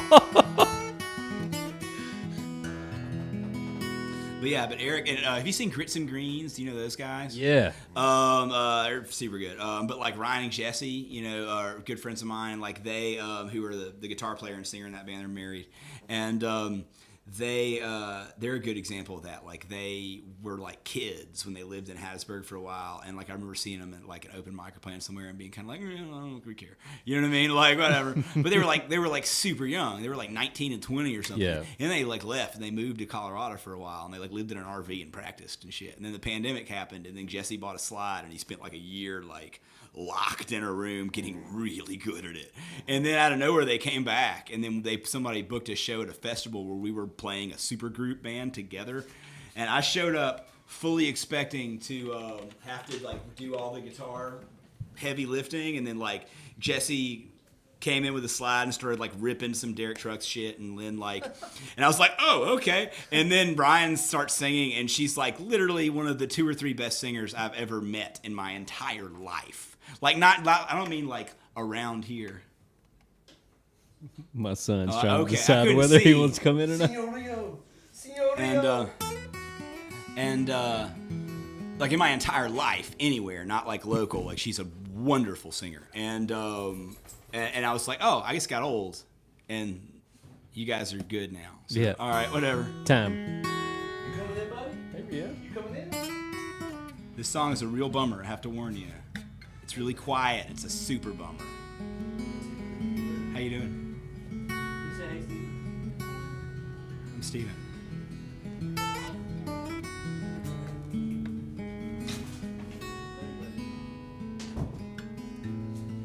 He's welcome to hear this, but I just don't want to scar him. No, he's good. We're not sure if we won't scar him here. So this song is called "The Scavenger's Daughter," and it's one of my favorites that I've written. And the story behind this song, it started when I was at a torture museum in Tennessee. This is so sad. It's an open tuning, so I can close the door on this chord. I have a whole free hand for a third of this song because it just cycles these 3 chords over again. Hey, everybody.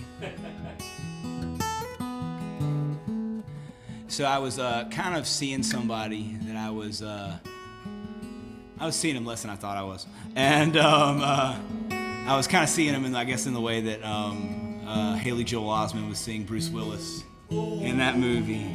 She went dead? She was, well, we don't need to get into that, but Why is it so hard to answer that question? no, she was alive to other people, and she jokingly, we saw this thing called The Scavenger's Daughter, and she jokingly looked at me and she was like, oh, that's kind of what it's like to date you. And I laughed that off, and then later she made me real sad, and I got really sad. And then someone entirely different came back into my life and kind of gave me the ammunition to finish the song. You can Google what the Scavenger's Daughter looks like if you want. It's a steel ring that gets tightened around limbs and organs until things crush. And then they kind of release it and let you hobble away right before you die.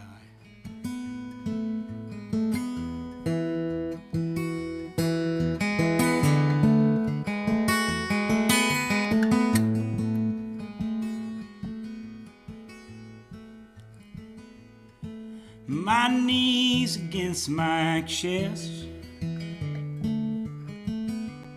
hold me the way only you know how to do. Prone being born, won't you fit me for a ring the way you said you maybe wanted to? I'll turn the screws,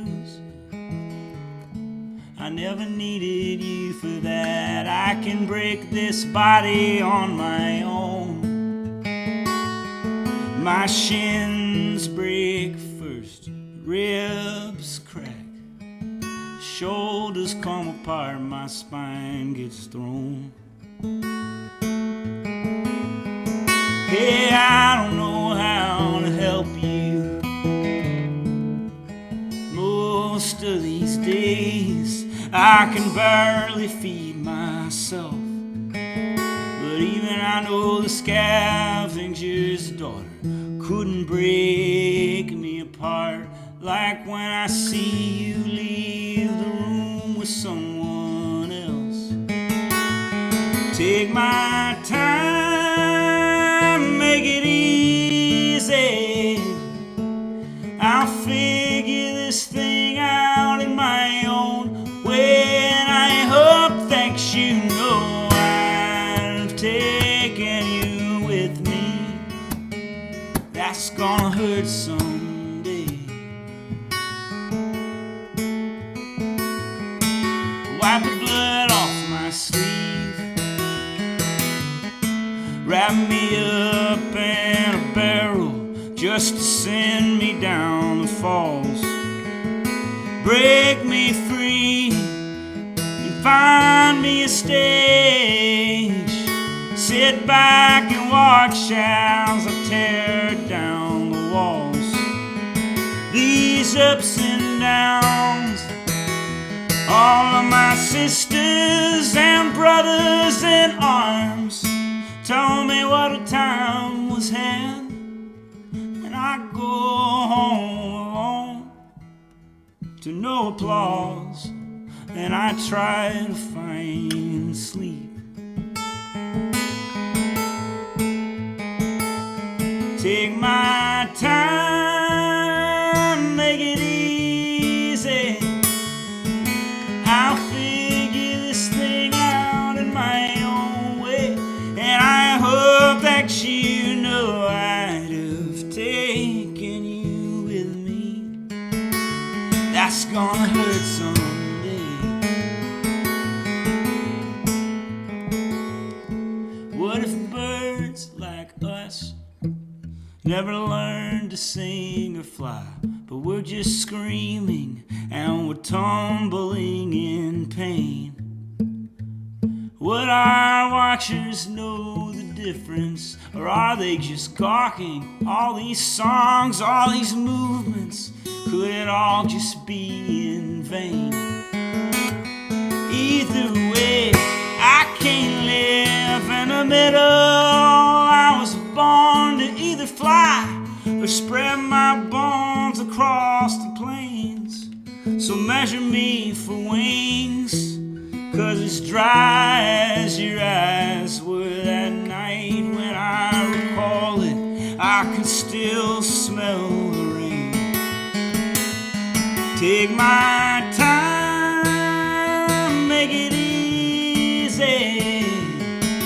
I'll figure this thing out in my own way, and I hope that you know I've taken you with me. Man, that's gonna hurt someday. Take my time, make it easy. I'll figure this thing out in my own way, and I hope that you know I've taken you with me. That's gonna hurt someday.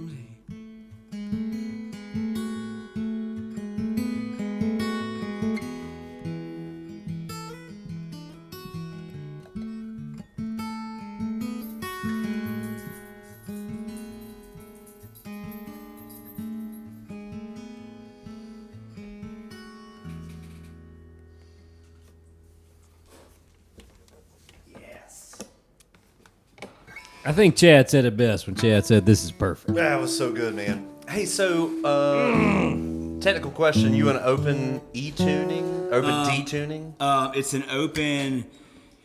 I think it's an open D minor add 9. I got you. It's a funny one. Mm-hmm. It's just a chord I want. And then you capo too, so you don't have to tune your strings up to yes, that, right? Basically, yeah. So here's a note for you kids: if you want to experiment with open tunings and maintain your strings, I would say 2 things. This is old information. This might not even be relevant. I would say don't use elixirs, and also don't use elixirs. Tune down. Don't try to tune up. Tune down and capo up. This is a very rare occasion in which I will endorse a capo's use And the only other occasion that I endorse it is obviously when Steven's doing it because he knows what he's doing with them. Yeah, even Play with us a song with that P-Dub capo. Let's hear that stuff. That business. which one's the P-Dub? The one that's just a drop D? The cut guy that it's like 3 strings, right? Yeah, we use it. I used it on boxes. But I'll use it again for another one. I want to do this one too, so it's fine. No doubt. This song, let's see what's a good way to explain this song to people. This song's called Last of My Name. And sometimes when you do creative things for a living, like attempt to tune your guitar, then give me a second, guys. Calm down. Chad, calm down. Chad said, gotta add this to my sad playlist. Jeffrey Martin will be competing for playtime now. You a Jeffrey Martin fan? Oh, if you want, man. If you want a real sad playlist, I have one on Spotify. You can find me as a human on Spotify at my name. And there's one called Stephen Wade Scott. Stephen Out of Wade all Scott. places. There's one called Mix to Feel the Scary Shit.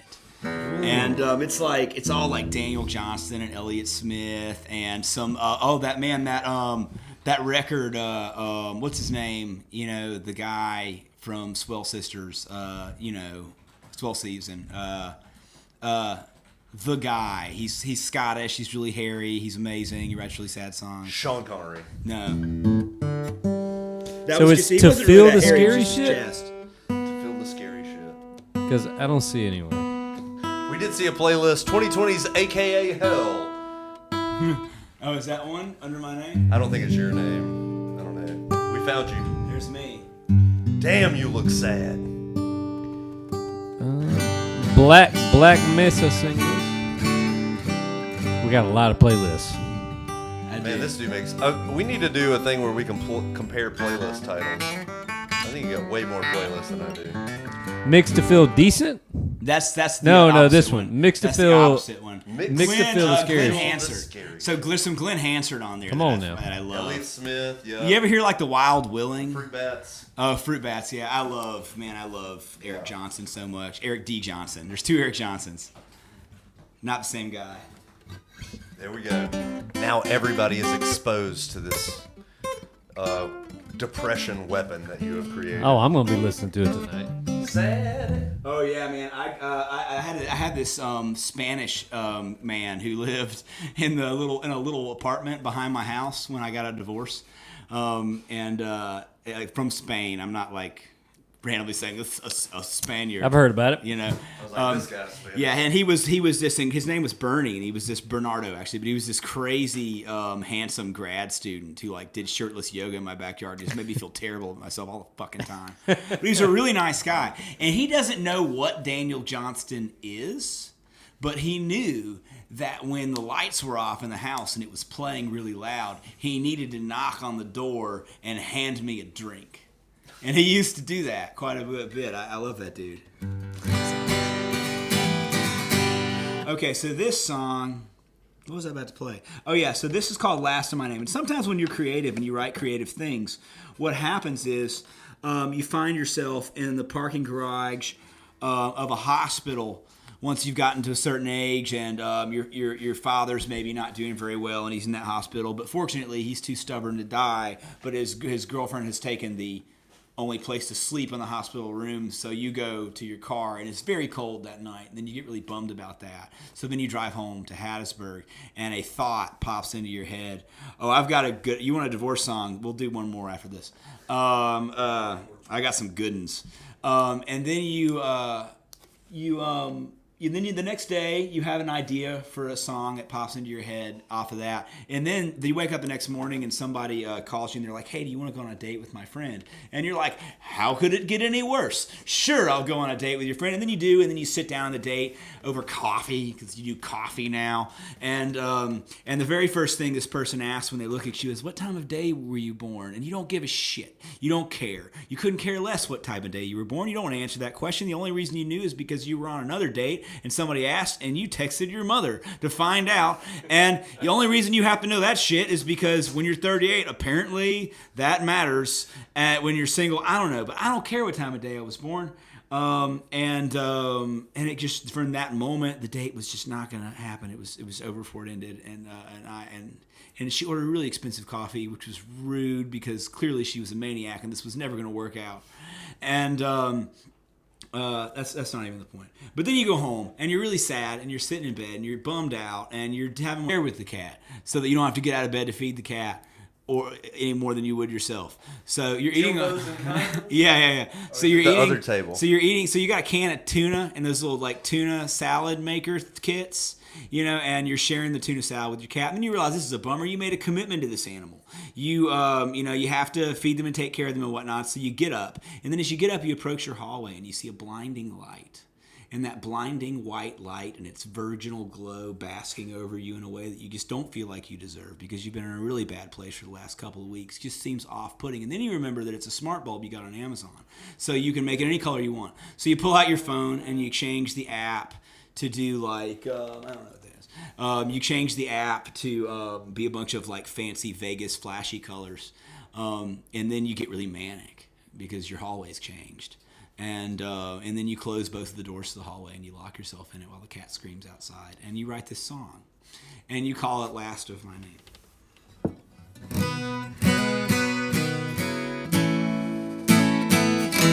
This is kind of a stream of consciousness tune.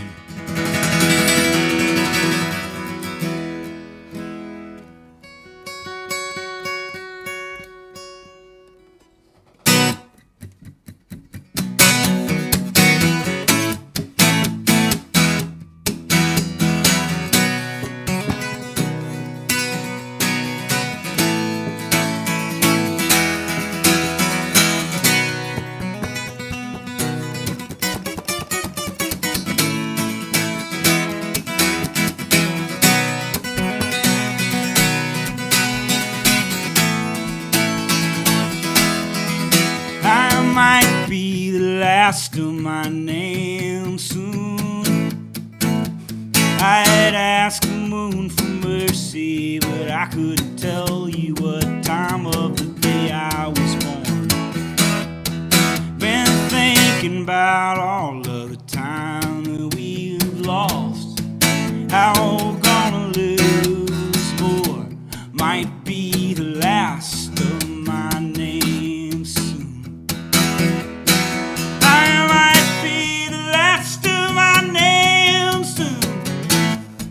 Sometime around noon on a sunny day, they're gonna bury me in a very distinctive coat of arms. I've reached the age no one talks about my potential. Oh, bummer, I might be the last of my name soon. And I guess it's half my fault. I could have been better at living.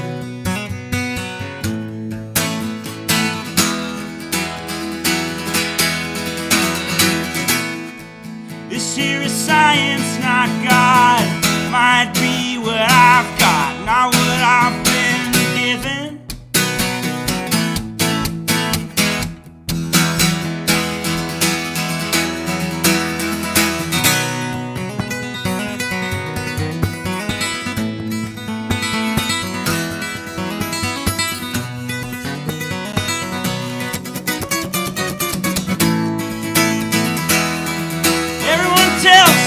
Sound just like my dad on the phone, and I've known for some time that scares me, 'cause of the way he would say some of the things he would say. And I've been dreaming of a future where it all just stops, and the stopping might be the only thing I can dream of these days. I might be the last of my name soon.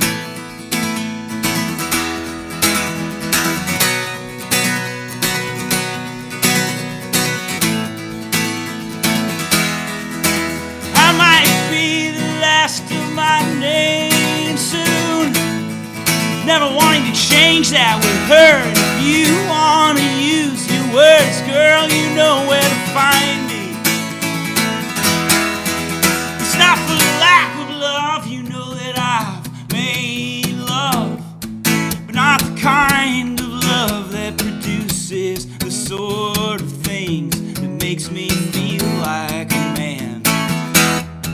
And I don't know what a man is. Who gives a shit what a man is? Though you tried your best to teach me, I guess I might be the last of my name soon. I might be the last of my name soon.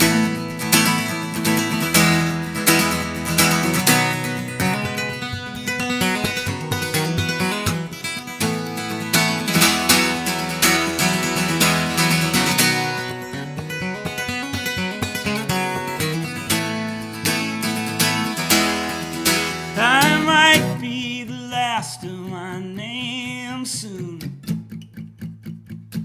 I'd ask the moon for mercy, but I couldn't tell you what time of the day I was born. I might be the last of my name soon. I'd ask the moon for mercy, but I couldn't tell you what time of the day I was born.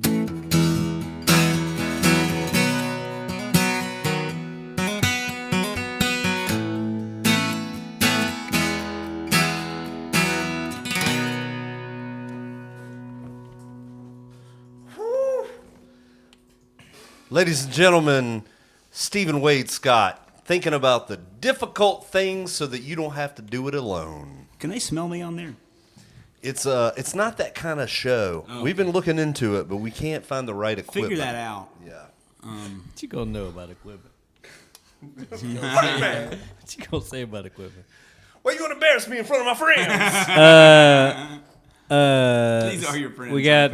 aren't they? What's it? Is it Ty? I can't.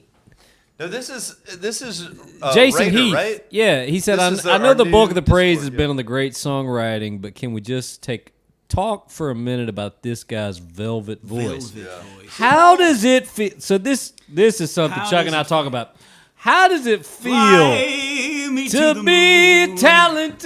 Let me play among the stars. All right, so Let me know what spring is like on Jupiter and Mars. So is this how you learned to sing was In crooning? other words, hold my hand. Tony Bennett especially. In other words, darling, kiss me. Fill my heart with song. This is word for word, the unplugged. Fly me to the moon, by the way. Let me sing forevermore. You are all I long for, all I worship and adore. In other words, please be true. he's working on this. In other words, I love you. I should purposely do the last note really badly. You. Come on now. Come on, that's that velvet. All right, so that's let's. that velvet.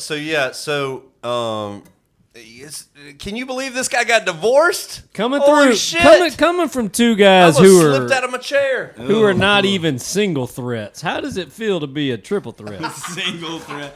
I even know it. There's no single threat. Yeah, maybe if you're like below 6 feet tall, I'm more tall than you. Maybe that's it. Are either of you even single? I'm not even a threat. I'm not even single and No, threatening. I'm married. Like- I'm married with a kid. threatening We got to hear this somebody. divorce song you're talking about. Oh man, I've got about 9 of them. Let's do.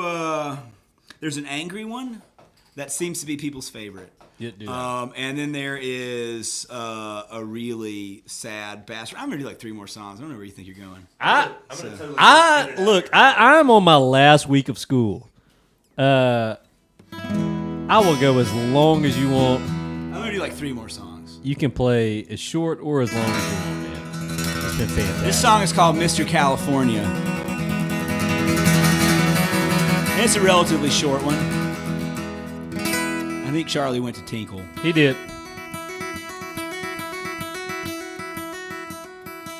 Should be a short time.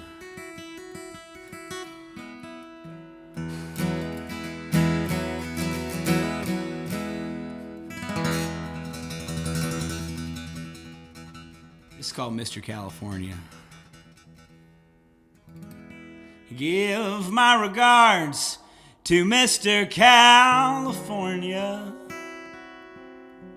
Girl, I hope he makes you feel better, and I hope he gets you just a bit wetter than I ever could. I don't want to be misunderstood. I only wish you things that are well and good, and I hope he gives you good touches. I'll be around as much as I can stand, but I've been lying down these days. Mr. California, won't you teach me your ways?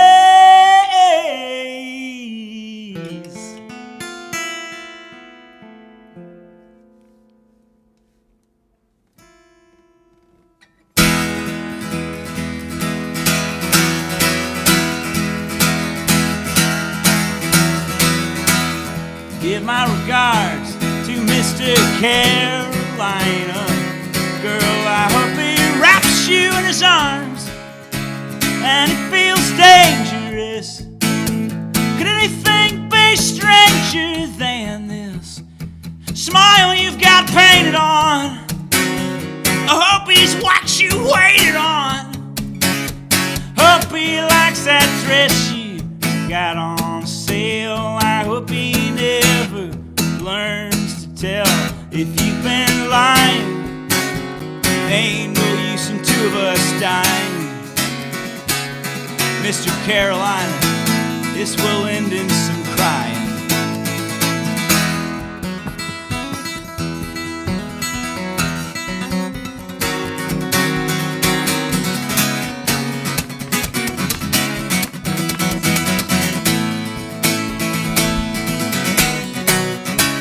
I ain't never been homeless, I've been housed and hungry. I ain't never been hopeless, but I've been alone with these demons for days.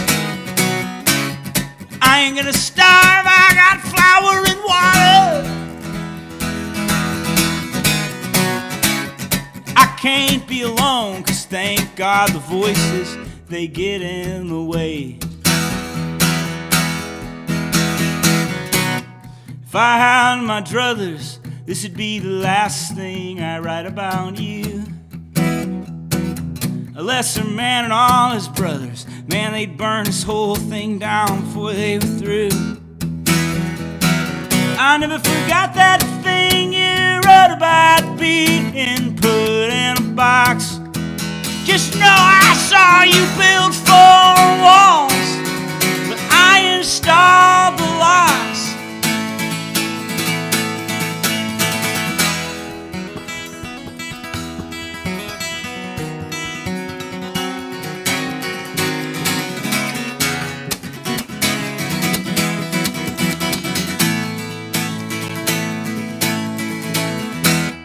Give my regards to Mr. Panama City. Girl, I hope he rips apart his life for you.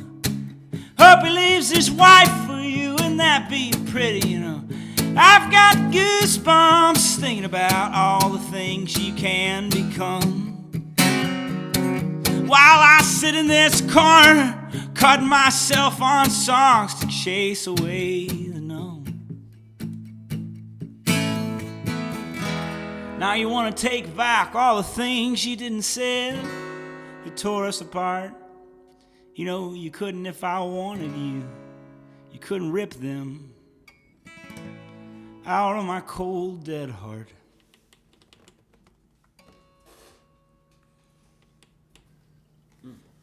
Man, how about the lyric, I saw you build 4 walls and I installed the locks?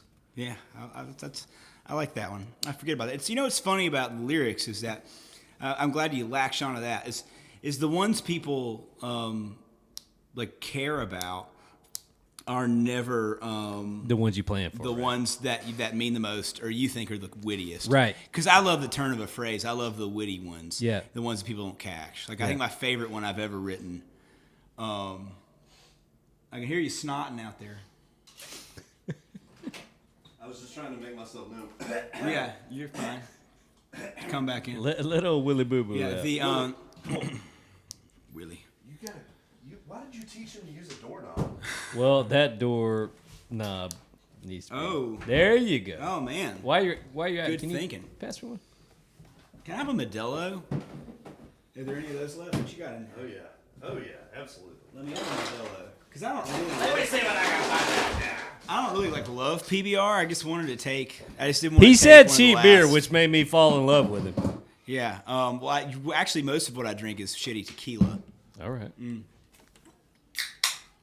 That's better. That's my standard operating procedure. Yeah. Because I drink, I can go into about 40 to 50 bars in the United States of America, different places, and hold my hands out like a Lego man. And someone will immediately hand me a double shot of well tequila, no wheels, and a Diet Coke. Chuck just stole my koozie. Yeah, it's Straight stole my I koozie. just passed one down. Get it from him. He's got two of them. Let me go to the bathroom real quick. Yeah. Let me control this thing. So what are we gonna do next? Let's. Put him on a solo shot. Do not leave me like this.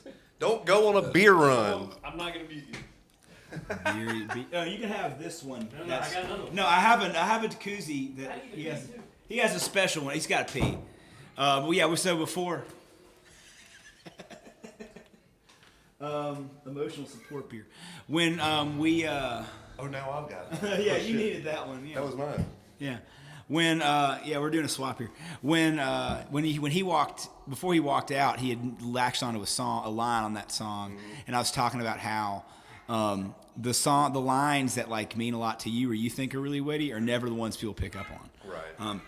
I have this one song that's that's got a lot of references to weird Japanese poetry, and I once dated somebody for 2 whole months for no reason but that they walked up to me at a brewery after I played that show and were like, "Am I crazy?" Or was that a whole a Rocky Yasasada reference thing in that first part of that? And I was like, "What are you drinking? And how many songs am I gonna write about you?" Right. And it was a couple. That's you need the American Psycho response to that, where you're like, yes, it is. Yeah. I've definitely. Yeah, that was a fun little relationship. I definitely felt like I had the best shade of white on my business card for a minute there.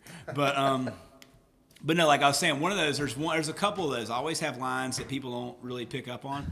This song's full of them. This is, I think, the songwriter's favorite song. Oh, come on now. This is the one that Come on. people who I like seem to like the most. There's another song that I wrote around the same time as this one that's got the line in it. I grew up in a town where all the cops were drunks and all the drunks were recovering heroes. And I was really proud of that one when I came up with it. And nobody's ever caught that one. Nobody's ever said anything about that one to me. Every time I play that song, I'm like, oh man. So this song is written from the perspective of a bullet. It's predominantly about wishing you had more to offer people than exit wounds. It's called When the Hammer Comes Down.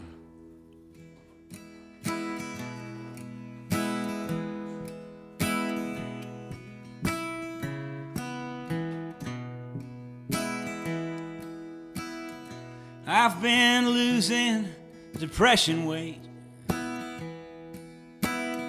I just like to fit right in a suit when the man comes around. You know, I'm sick of these songs. I'm tired of this town.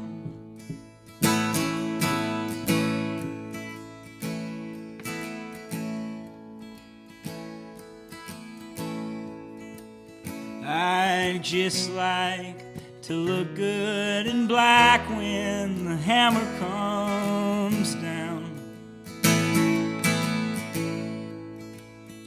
When the hammer comes down, a spark will ignite. I'll become something else.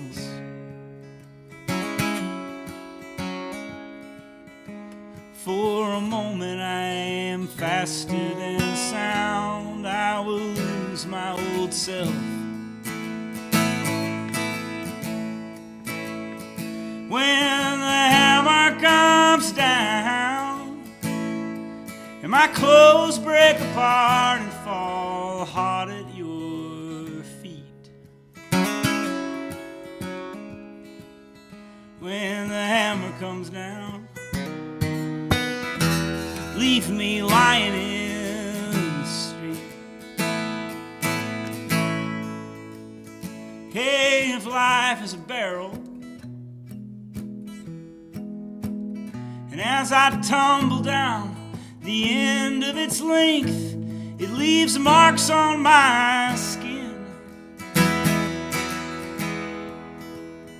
and my body grows hot, my head dizzy from the spin.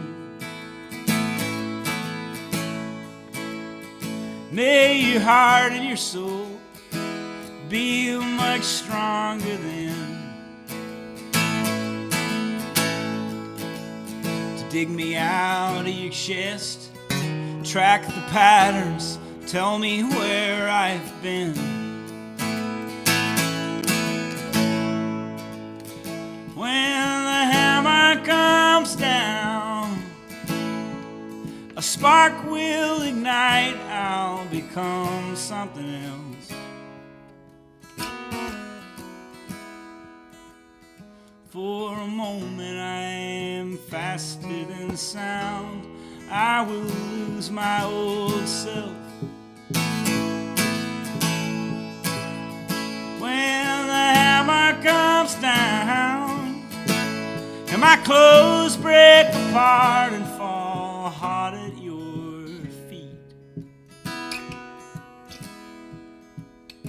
When the hammer comes down, leave me lying in the street.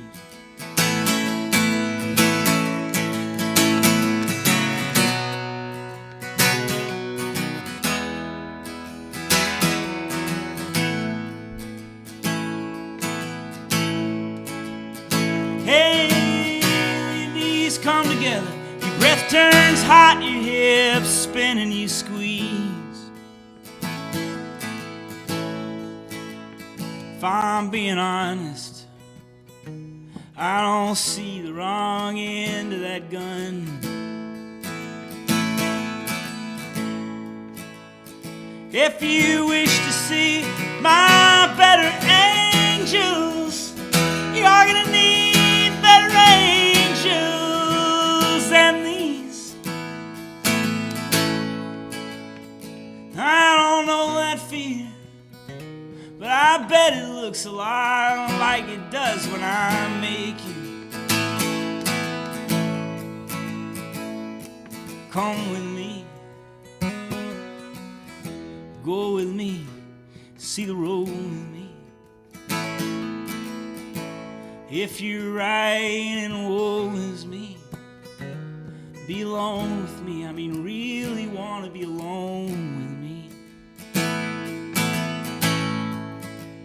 You got that trash in your head again,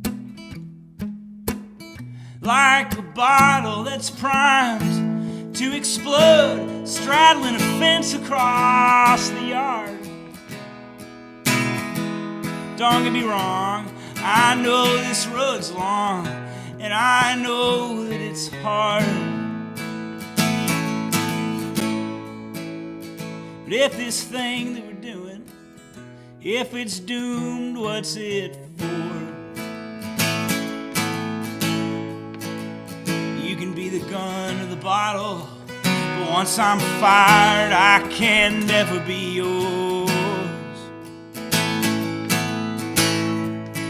Oh, when the hammer comes down, a spark will ignite, I'll become something else.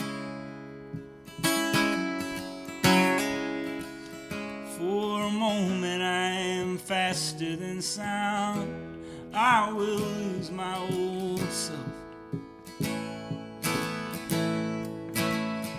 When the hammer comes clothes break apart and fall hard at your feet. When the hammer comes down, leave me lying in the street. Oh, when the hammer comes down, if you're smart, leave me lying in the street.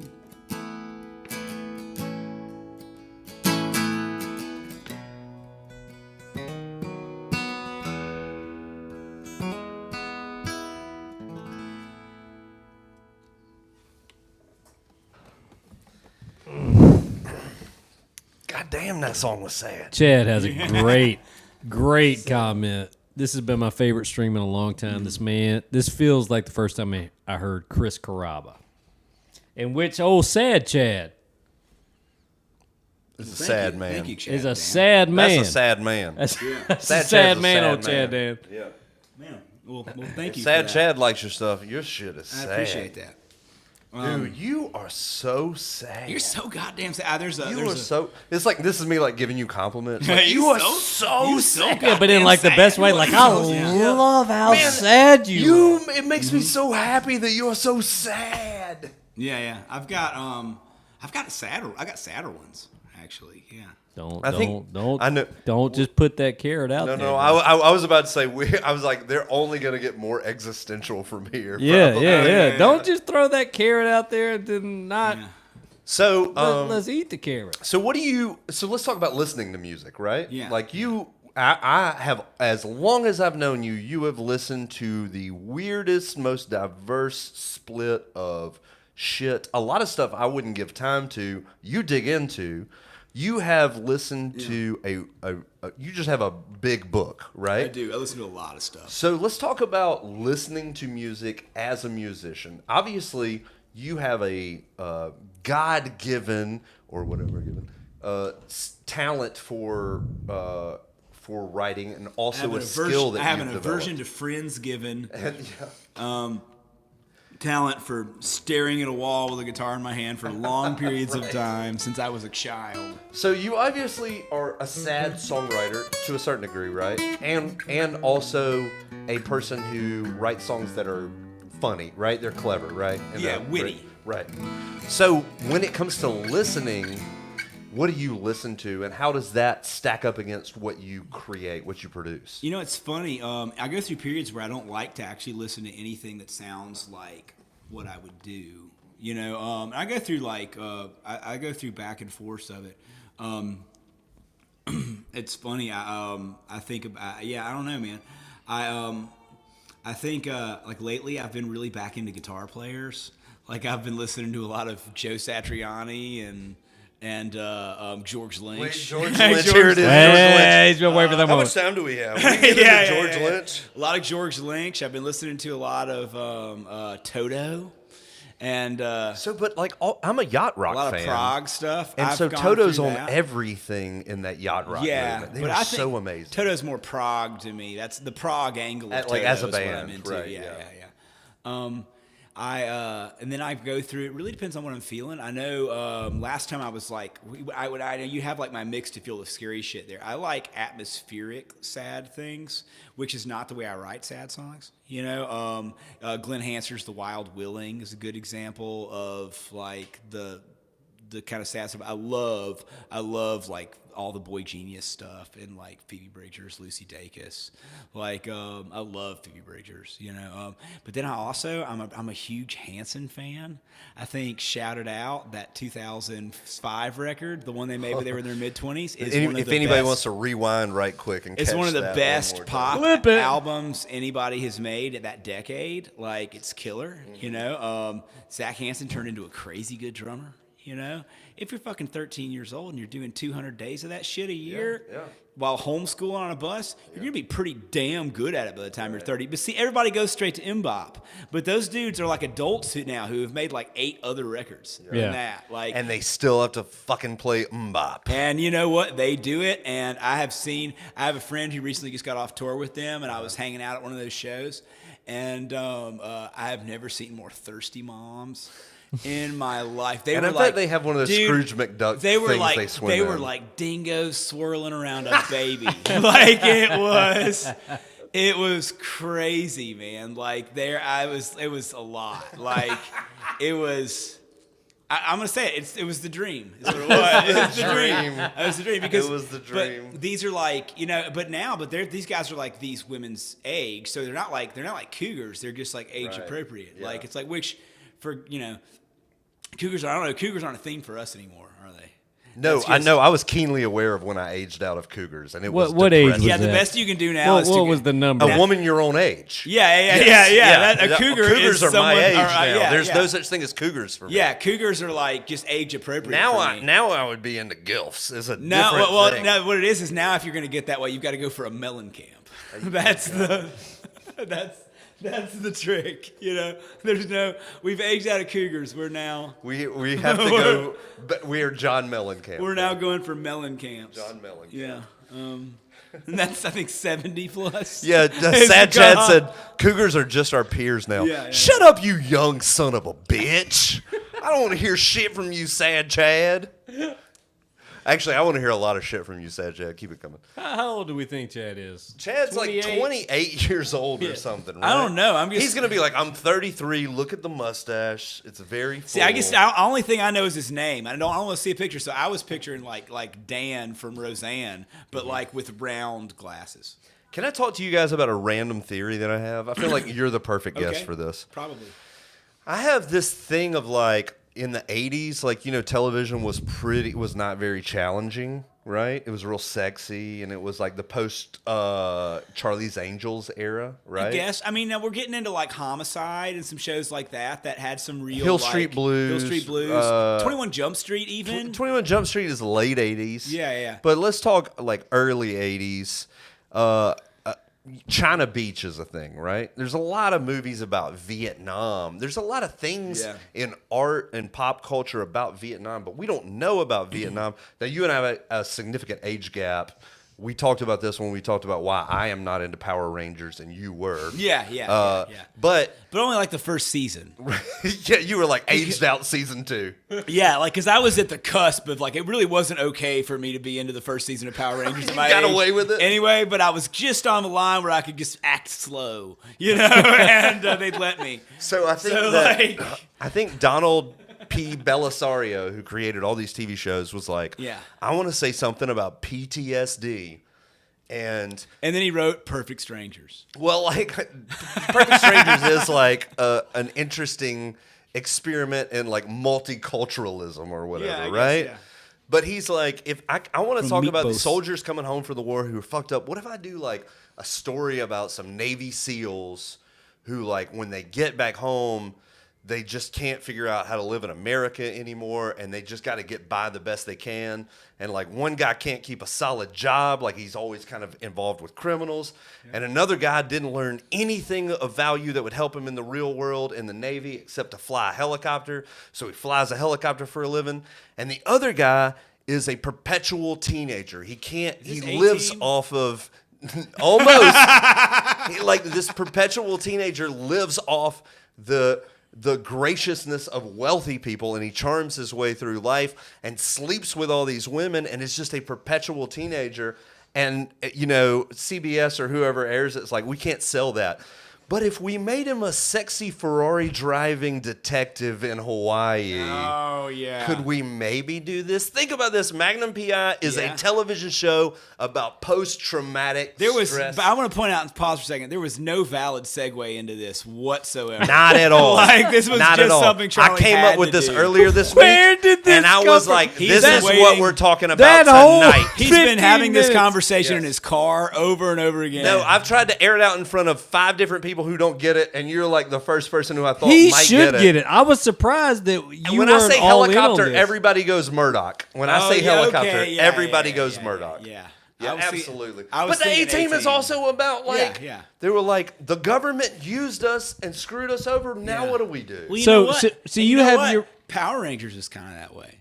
yeah. So you have your moments of like workshopping things like with your audience. Yeah. We just experienced that. Yeah. No, I In yeah. real With time. Chuck in real time. I Chuck do that is stuff just too. You working know. that muscle out. Yeah. Yeah. So do you In have fact, a comedy I have a special whole- coming up? In fact, I About have, that? Magnum PI. Yeah. Is that a thing? Is It's that a called thing you Magnum do? PTSD. Is that a thing you do with the with the comedy stuff? So I have a whole list of things I write down. So I do love to look at, especially early 80s, late 70s, early 80s, mid 80s pop culture through the modern lens and apply all the things that we think about in our woke ass world to programming that was literally just made to sell, and to see like what the artists are kind of like working in there, Yeah. you know, as much as they can, which like China Beach was a super intense show and people were into it for some reason. Yeah, yeah. But Yeah, I get like Vietnam existed heavy and just out of my sight as a child, right? Like just out of my experience. Yeah. And I have so much influence from like Vietnam being a thing when I was a kid, but not knowing what it was all about. And now I'm like, holy shit, TC was a helicopter pilot because they didn't teach him anything else in the Navy. Damn, that is dark. And don't get me started on Quantum Leap, bro. Holy shit. Oh, dude, have you watched the new one?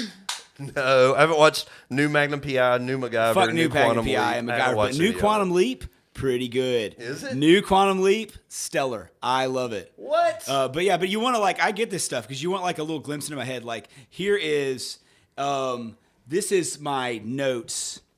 If the camera can see this, this is just this phone, which I've had since August. Since August. These are notes of shit to talk? A combination of things. Let's pick some random ones. Let's see. I've officially reached the age where no one talks about the potential you had if you die. And I'm not like old or anything, but like I've made it to the point where I'm pretty sure that if I fell in the shower, it could be really bad. They're like, okay, can we get into that? Here's Break a- that and- down. and now let's Let's go to break some- that joke down. This is what I Break that love down. about that joke. Yeah. Is that I was like talking about aging out of cougars, and you were talking about you've reached the age where there's not so much potential, you just didn't fulfill your potential. yeah. It's just nobody's gonna be like, oh, what a shame. Like I haven't quite made it to like he lived a good life, but like I'm in between. He lived a good life, and oh, what a waste. You know what I mean? Like Yeah. and now it's just like must have been his heart. Like that's what it is now. Now I'm at the age where sometimes that widowmaker can get you young. I feel like they're gonna say blah blah blah age ain't that old when I die. Yeah. I'm at the age where if I die, someone 20 years older than might say he was so young. Yeah, But if I walk into a bar, someone I hit on might be like, "You're so old." Right. Like, I was I'm fixing in to say, that when's the middle last ground. time anybody ever told you ain't that old? Me? Yeah. It's been a while. They're my neighbors. It's all the old Oh ladies. yeah, that but they're live like around. 80. They're on their 80s. Yeah. Yeah. I'm always like, well, My- I got to go do my stretches for my back, and they're like, cut the shit, Townsend. Yeah.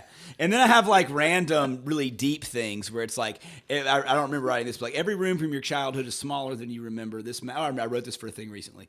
Every room from your childhood is smaller than you remember. This matters because too often memories are, for most of us, weapons that we use against those for whom we love or at least we feign affection. But like most weapons, when we fail to learn or use them properly, we're more likely to hurt ourselves than to successfully deploy them in our own defense. And like the rooms from our childhood, the caliber of our memories is subject to our perception.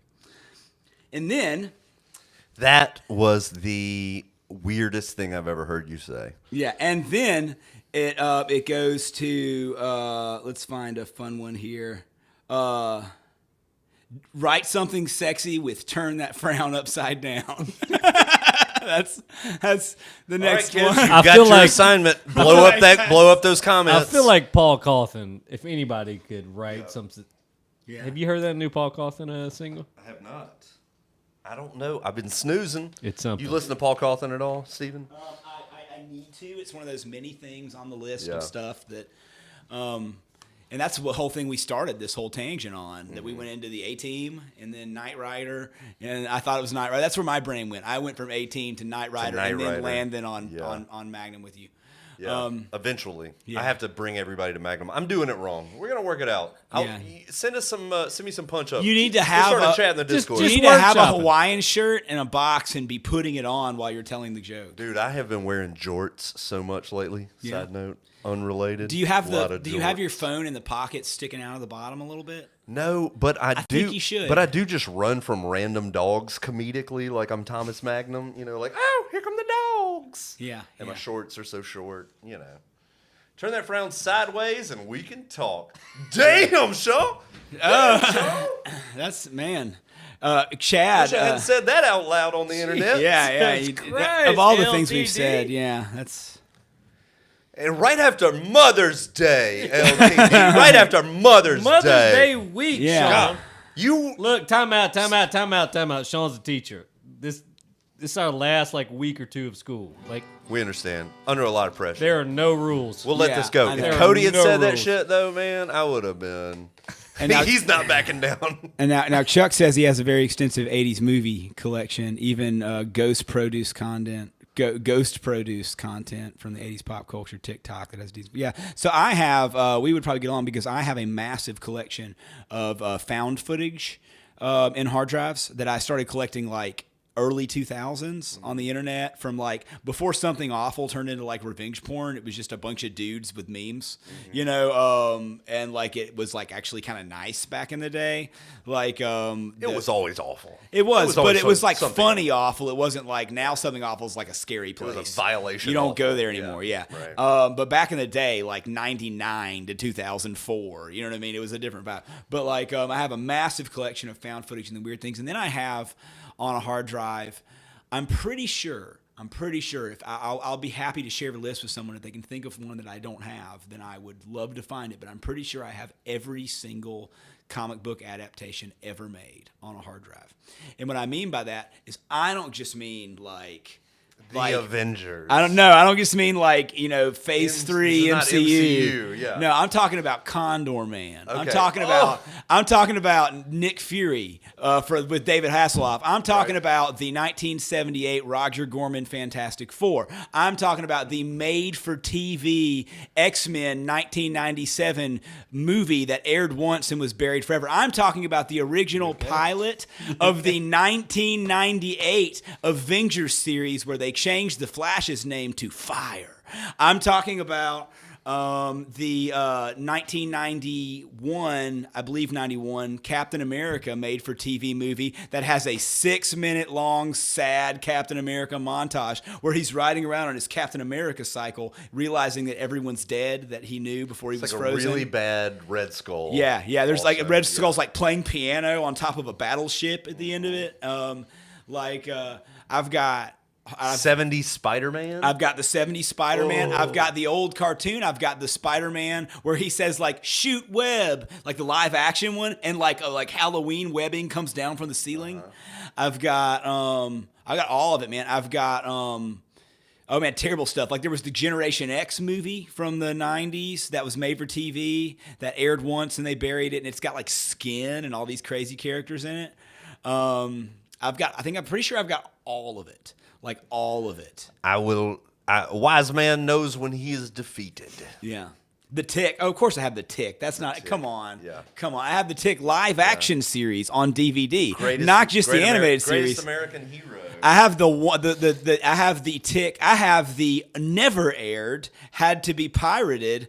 First on only 3 episodes made of the Aquaman series for the CW from 2001. I have pre-Arrowverse. I have the Tick live action series. Not the new one. Come on, which nerds. is great. Come Not the on. new one, but the one from 2000 that had Somebody started a fake account. they changed American Maid's name to something else. I don't remember, but they made it less offensive than the cartoon. So my only most important question is, where does the mint chocolate chip ice cream come into this? Yeah, everything you just said the last 20 minutes sound like it stays just very frozen. far away from any of these conversations. Frozen. Where does that happen? All right, here we In go. what Buckaroo area? Banzai. Where yes, is the and all the Flash Gordon stuff and the Flash Gordon like Where specials. I does love the ice Buckaroo cream Banzai. get Yeah. served? Like, at what point between Buckaroo Banzai is all easy of to this find. is the ice Yeah. cream getting served? Yeah. Um, It's right after Joanna doesn't come.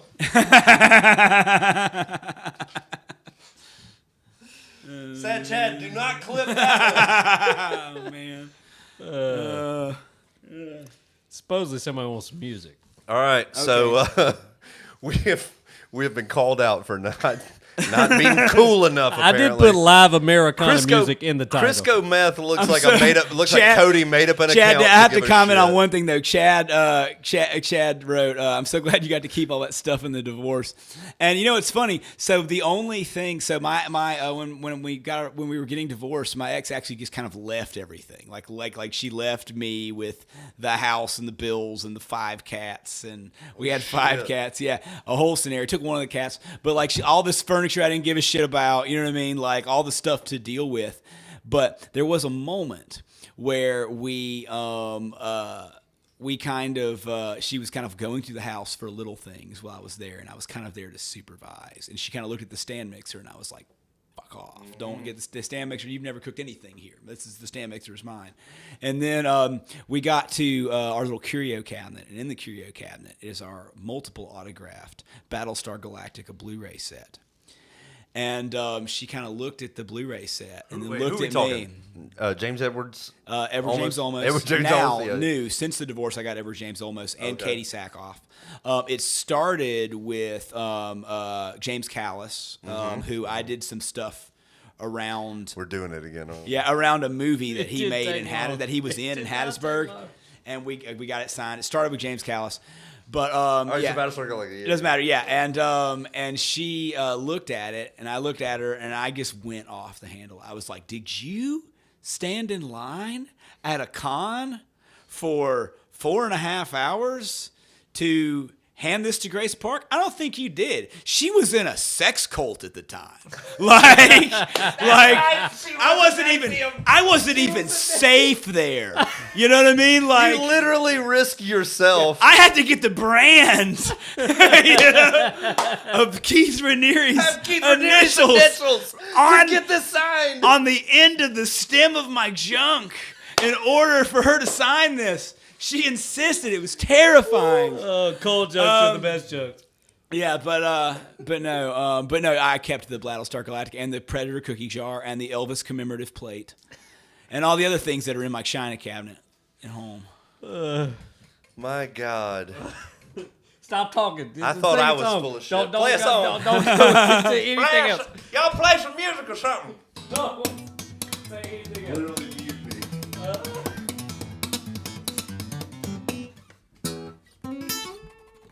What do you want to hear a song about? Play some honky tonk. I don't really. You know what's funny about the way I write songs is I play guitar a lot with a lot of people, and I'm a competent piano player. Yeah, I mean, I'm a terrible piano player, competent guitar player, and but I don't write like that. You don't write honky tonk? No, I don't write difficult guitar playing. Oh, I got You know what I mean? Like, I don't write a lot of weird chords. Why would you? In fact, I write a lot of things on piano because I'm terrible at piano, and it makes me dumb down things, and it makes me play less, you know what I mean, like weird shit, and it makes me write better melodies because I have to carry the song with the melody. So, and as a result of that habit, I almost never write a song with a guitar in my hand. Almost ever. I write them in my car. I go home. I figure out the most basic way to play underneath them, and then I just do that at the right volume with how I'm singing. That's kind of the way I think of it. So I don't really have a lot of. I have some really tricky ones. I have like that one that does. I don't know that there's another person that could play this without spending some time on it. But one is like real red honky tonk?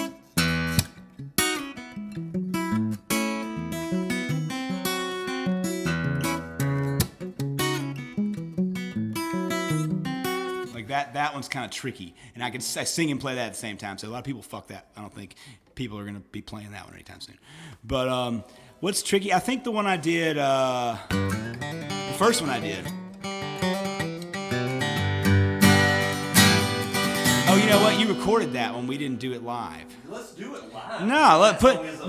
We'll do something else, and then you can put. No, we'll do something else, and then you can send it to people or whatever. There'll be another song later that we did a little recording of that you can find on some link somewhere. Oh yeah, like only the Discord gets it. Yeah, that's gonna be for the Discord. So it's got some fancies. I don't know, bro. That's such a killer. I think.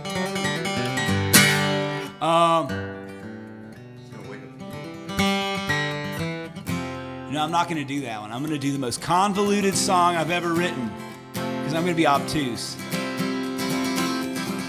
So this song is called Song for Lee Marvin. And this song is about a fraudulent Japanese poet who never existed, who won a lot of awards before people figured that out in the early 90s. The poetry world was all a titter. It was the whole thing. It was a big scandal.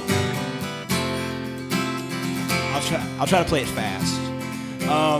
And it's also about a bartender who is a very good friend of mine who at one point in time I was infatuated with, who is the love child of a rodeo clown and a bull rider. The rodeo clown, far younger than the bull rider at the time of her birth, like 45 and 18 or something, I think. And also it's about a movie called The Man Who Shot Liberty Valance, starring Hank Marvin, Lee Marvin, Jimmy Stewart and John Wayne. And it's called Song for Lee Marvin, but it's really about me.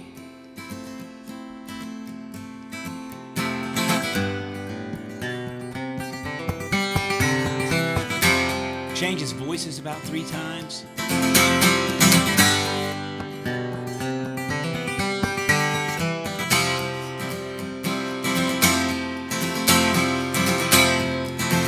Hey, all these societal western towns all smell the same.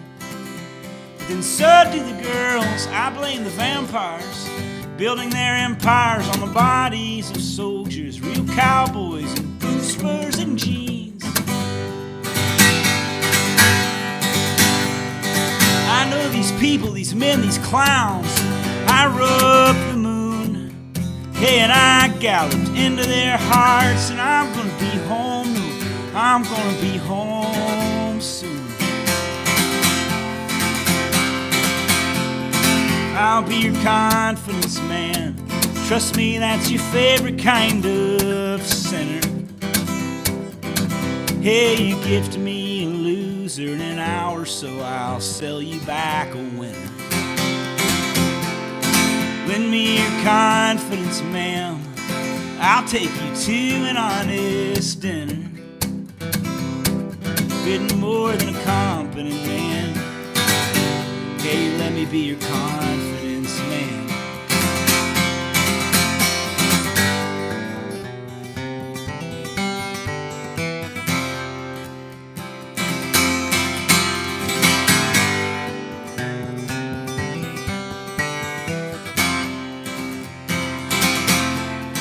Hey, take a knee, little girl.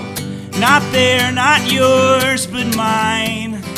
And I will tell you about the spirits in the moon. And I'm gonna be home as soon as I've tidied up here soon. Send in the girls, take on the clowns. Sometimes you gotta get weird to get it up, to get down. Tear down the big top, we'll spread ourselves around. You'll know my name when I leave this town.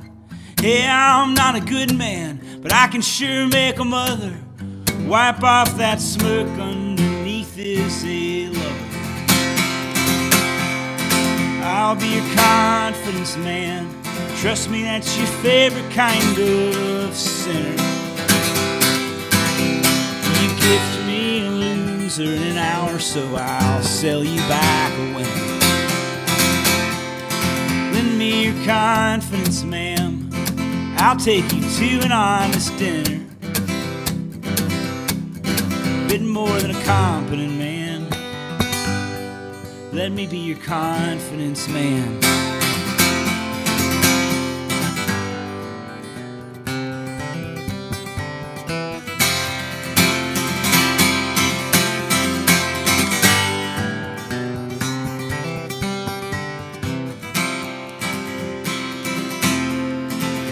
Here right about now, but in another space, I'd have told you I loved your work. But don't get it twisted, man, you know I mean her. I'm a little safer in the song here. I never had the stones to be whatever the fuck it was that I imagined you were. I'll be Jimmy Stewart, motherfucker, you can be John Wayne. Imagine the plains are home, the desert your womb. But when the myth becomes truth, you're better off to print the legend. The sons of Lee Marvin, we're still standing in the room. I'll be your confidence man. Trust me, that's your favorite kind of sinner.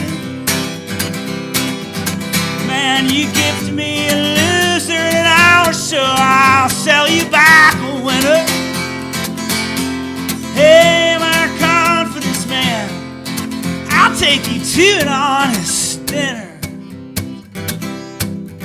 Good more than a competent man. Hey, let me be your confidence man.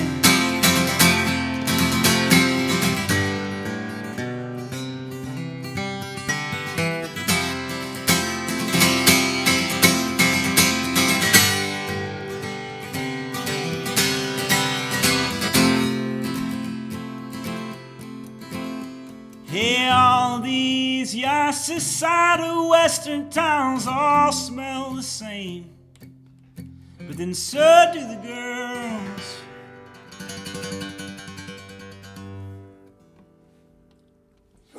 That's a song about a lot of stuff. I'm trying to think. To think how Tiny Desk would respond right now. I got to say something. I don't want to say this before and make it weird. And make it weird, but like, man, it is difficult to just sit in a room with two dudes and play music and it not be weird. And we are literally. It doesn't look like this, but we are so close to him right now. Ladies and gentlemen, my friend Stephen Wade Scott, fantastic job, man. Thank you. Do you want to give us a little something to take us out on? I'm going to take it out on a real sad one about a bartender. By the way, we got kind of a short one. We got multiple people who've given a little tip. Good. Morningstar is expensive, said, so I appreciate that. Morningstar said, love the song here. Love the song Here's the First Stone Across the Lake. And then Cyber said, buy one on me. Well, thank you, a little guys. bit of money. I appreciate that. By the way, anybody that's wondering out there, if you would like to tip Steven, you can do it at this link that I'm about to put in the chat. We would and you can really also, appreciate if you it. want to follow me on any of my stuff, you can put linktree.com/Stephen Wade Scott. And it's got all the things for me that exist on there. And a record's going to start trickling out this summer. Can't wait for that. So who did you record it with? How'd you record it? Well, I'm in the process of doing stuff with Del Smith and Laurel. So I actually, pre-pandemic, I recorded a lot of the album, and then with a label, and it was a kind of a big deal. I won't say the label on the live stream, but it was a healthy one. And I had a developmental, but they froze all their developmentals when the pandemic happened. We were in the middle of making the thing. For folks who don't know, what's a developmental? A developmental is a contract where a label is obviously investing in you. The idea is you make a record. They invest in you. You get a potential advance on release, not like you used to. You know what I mean? Basically, developmentals are the good ones, or if a really big label like Merge or BMG or somebody or Anti wants to like give you money and then make a record and then put you on the road as an opener for like some of their bigger acts, and then. Basically, it's a money up front deal. They invest in you as a they're investing in you. So you're a lot of the stuff with the developmental involves, like, they're going to be spending a lot of money on you, hopefully. So you're kind of getting in the door. But it's kind of the way things work a lot of the time. Yeah. So then the pandemic happened, and they froze all their developmentals. By the time it started to come back around, someone new had taken the reins of that department. and was on to other stuff. And it happens. Age-old story. Happened to a ton of people during the pandemic. I have a buddy who just signed a contract to be the house band for the Pelicans. And he was all talking shit, Rashad. He was all talking shit, and he was like, well, I got a job, and they canceled basketball. You know what I mean? Like, who the fuck thought they were canceling basketball? You know what I mean? So, like, it happened. But yeah, so I'm not Celtics making, are gonna win the whole thing, by the way. Yeah, I'm not making the kind of record Celtics. where you can like just walk into a place and track 8 songs live in a week. I'm making the kind of record that you kind of get Pet Soundsy on. You know what I mean? Yeah. So I'm working with Del Smith and Laurel, and I'm probably going to do a couple other things in Sacramento and merge them together. But it's coming along. So we're actually going to be there Friday and Thursday. So. Cool, finishing a couple things. But yeah, here's one of those.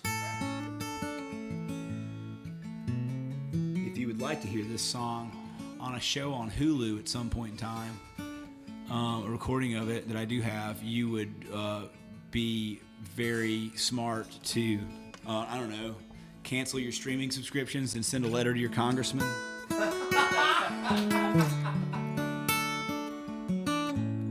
The writer's strike has put a kibosh on a thing that I had going. I seriously thought you were going to name an episode. Yes. Strike.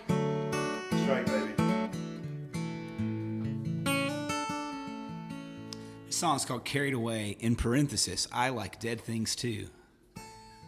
That's the real name of the song. True story.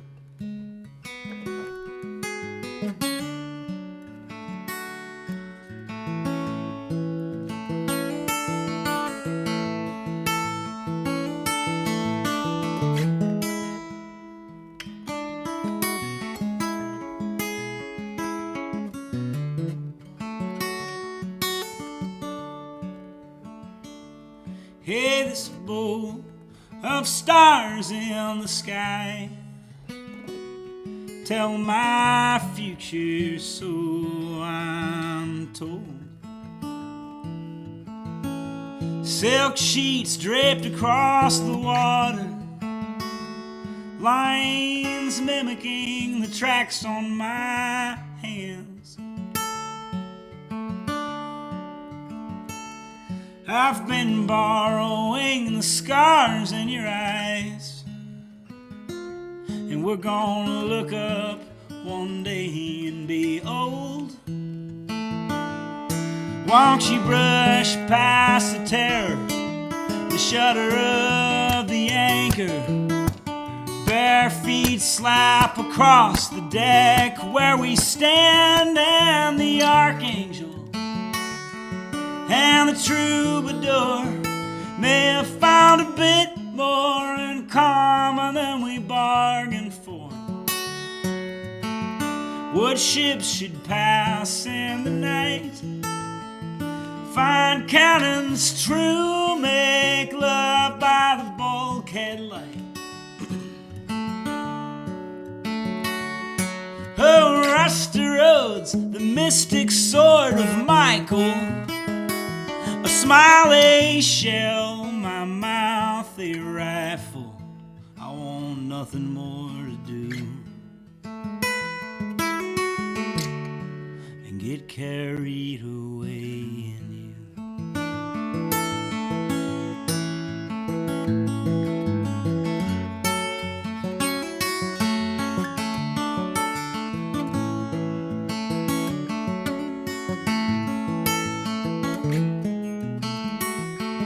And if God is the water and our bodies in the skies, is a rain cloud, a church with no walls, so won't you cover me up in all of the time that you can find, and then truss me up and send me down the falls.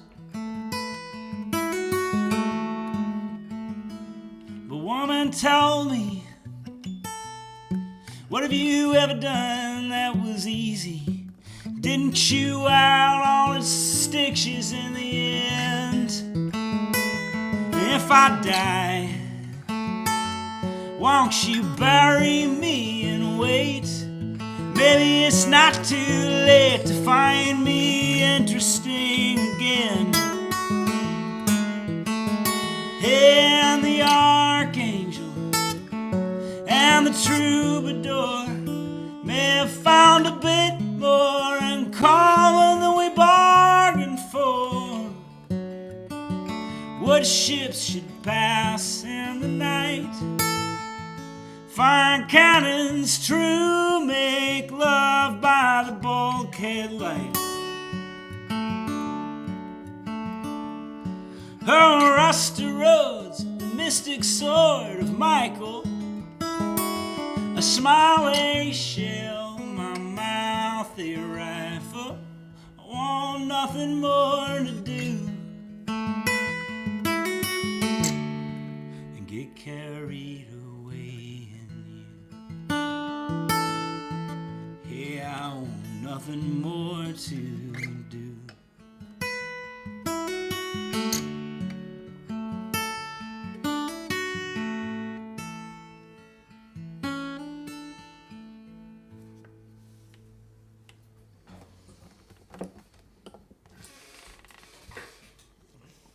That is how it's done.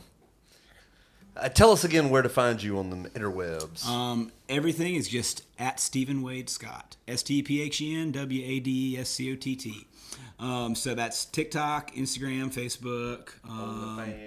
Yeah, the OnlyFans. That one's I've got the free one.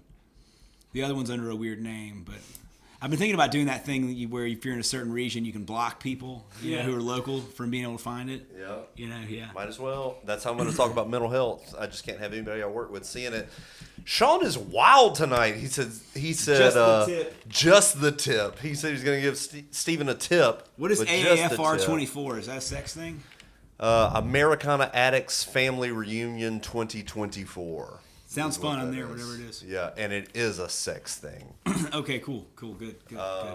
So, once again, ladies and gentlemen, so glad to see my buddy again. But you got to do that send off that you do every time. I don't, man. Like I just. Here we go. I'm doing it this time. Then it's the first time he's given me permission. Please Are we take allowed it. to vape on here, by the way? Yeah, for sure. And, Nobody knows. TikTok gets mad about We that. don't know. It's the Wild Man, West. We Man, don't Steven, I don't like. I listen to these white folks on the internet, and I'm one of those from time to time. I have to admit it. I'm seriously blown away, man. Like I'm so impressed, and the fact that you would even want to come and hang out with us is awesome. Like, and These things are fun for me. it happens a lot where so often, like Mississippi musicians, like people do not get the credit that they deserve. People that are just objectively incredible at this art of music are like people that are working at like the hardware store or whatever it is. No doubt. Especially in Mississippi. Yeah, Especially and Mississippi. I don't know if it's more common here than it is in other places, but like, man, I think it is more common here than I'm it is in other completely blown away. Like I think you were out of this world good, and thank you for singing your songs with us, man. places. Well, thank Like, you for I having me. I appreciate it. Yeah. I think you're so. Yeah, it's fine. Yeah, but- Yeah. So why do you Just so think we're it's all on the different here? record. Why is Mississippi? Because we've produced so many. I think it's I don't know. I think there's I think we are steeped enough in tradition and in atrocity and in dark history and in bright history that it puts us a little further off of the center of the needle, so that when people who are really creative tend to want to go this way and break through the barrier, they do it with a little more of a stride.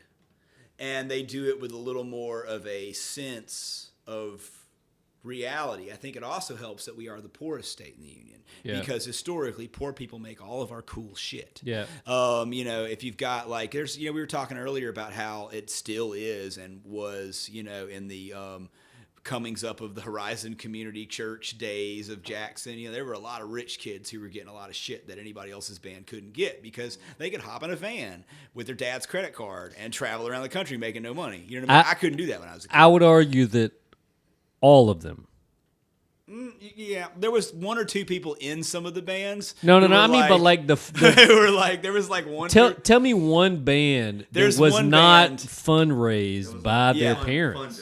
Yeah. There was one band that I'll tell you when we get off here that bought a bunch of shit at Morrison Brothers when they got like real rich for a second around when we were working there, and there was one guy in that band who was like the one kid playing a Mexican jazz master. You know what I mean? Who was like a really normal kid who was in that band who was like super nice, and the rest of those guys were dicks.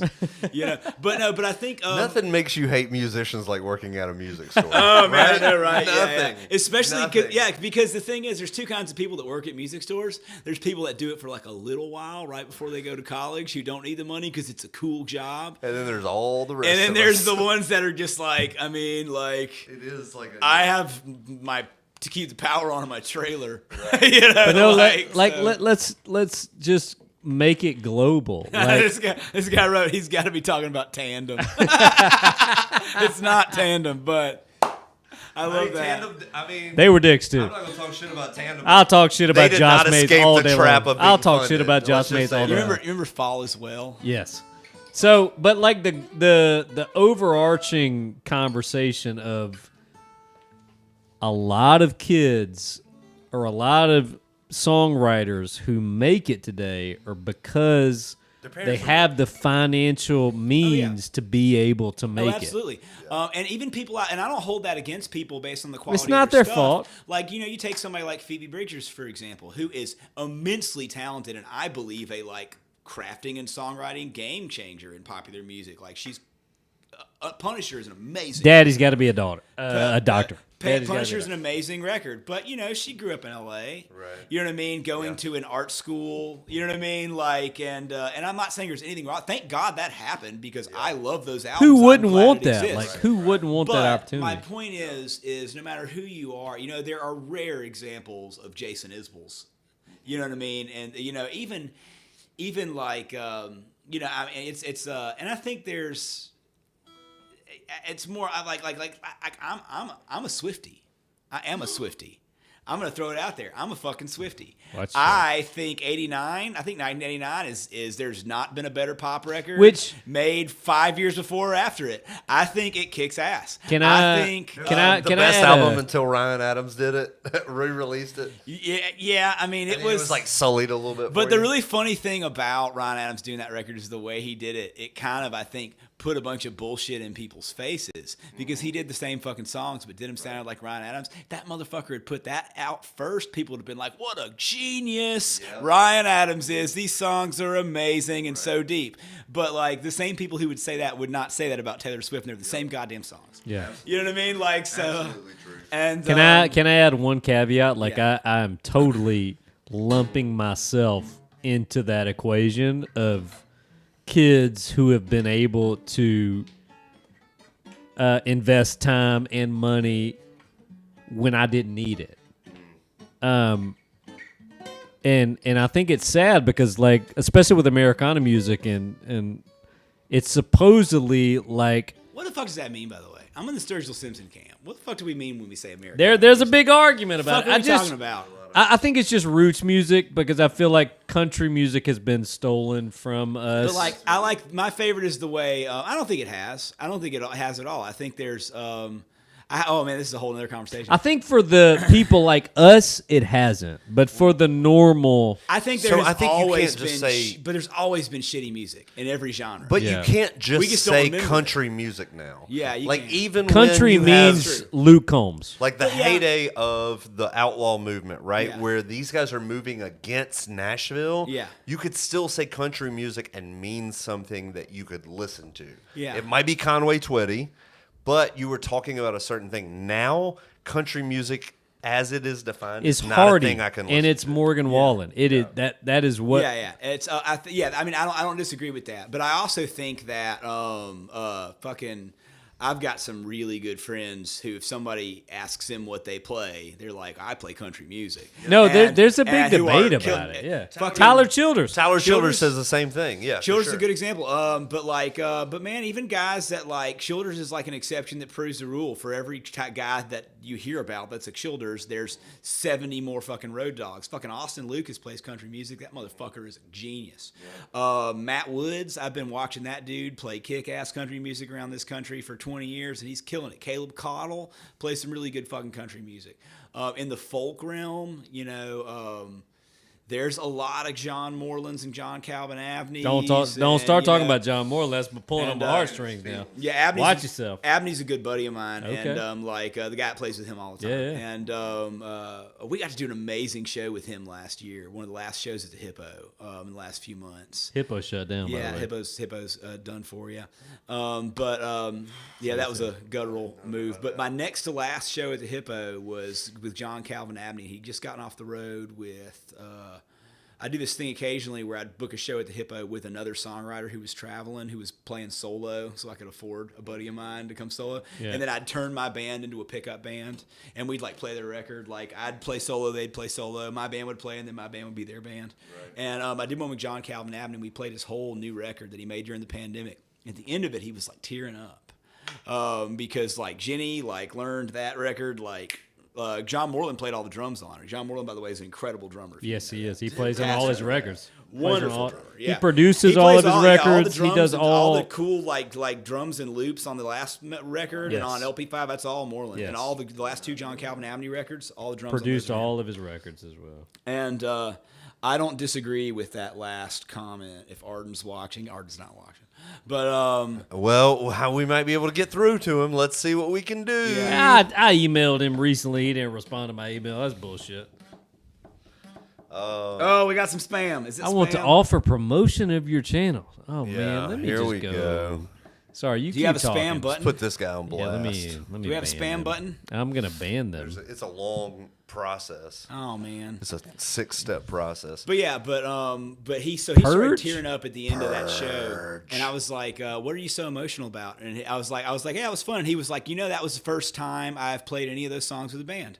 I made that record by myself during the pandemic. I played all the keys, all the guitars, did all the vocals. Moreland did the drums, and I have not heard it."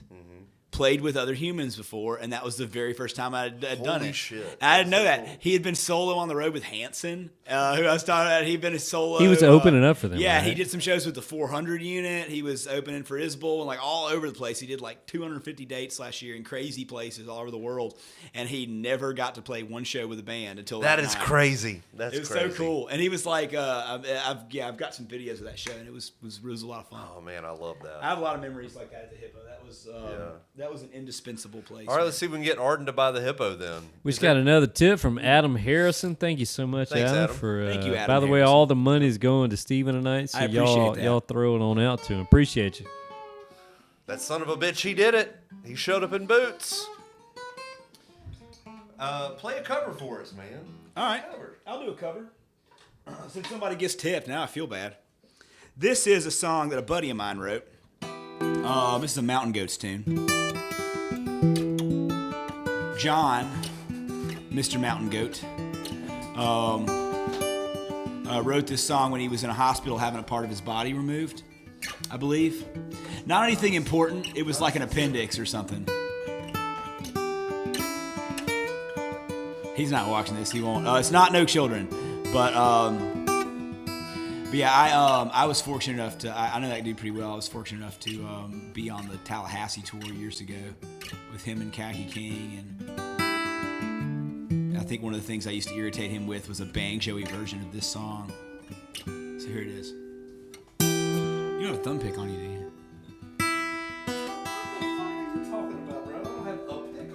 It's fine, whatever.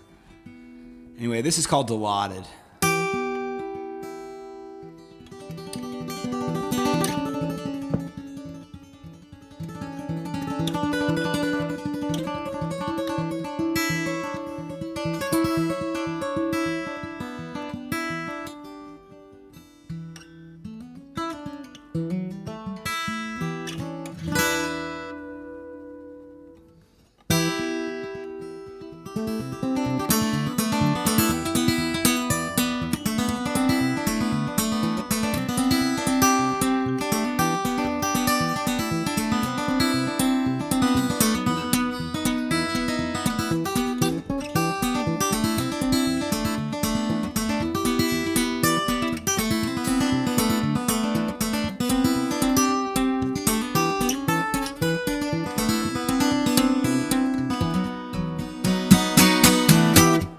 reception's gotten fuzzy.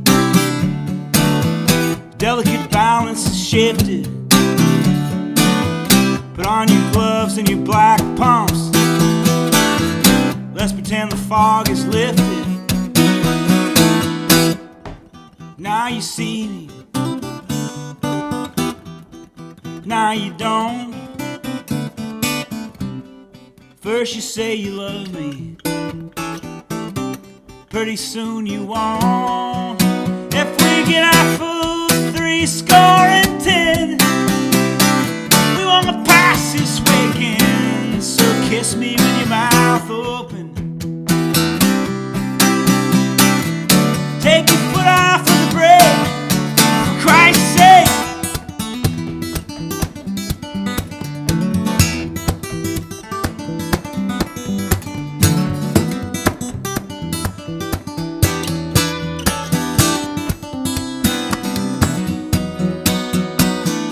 All the chickens come home to roost. Plump bodies blotting out the sky. And it breaks my heart in half when I see them try to fly. 'Cause you just can't do things your body wasn't meant to. Hike up your fishnets. I know you. If we live to see the other side of this, I will remember your kiss. So do it with your mouth open. Take your foot off of the brake, for Christ's sake.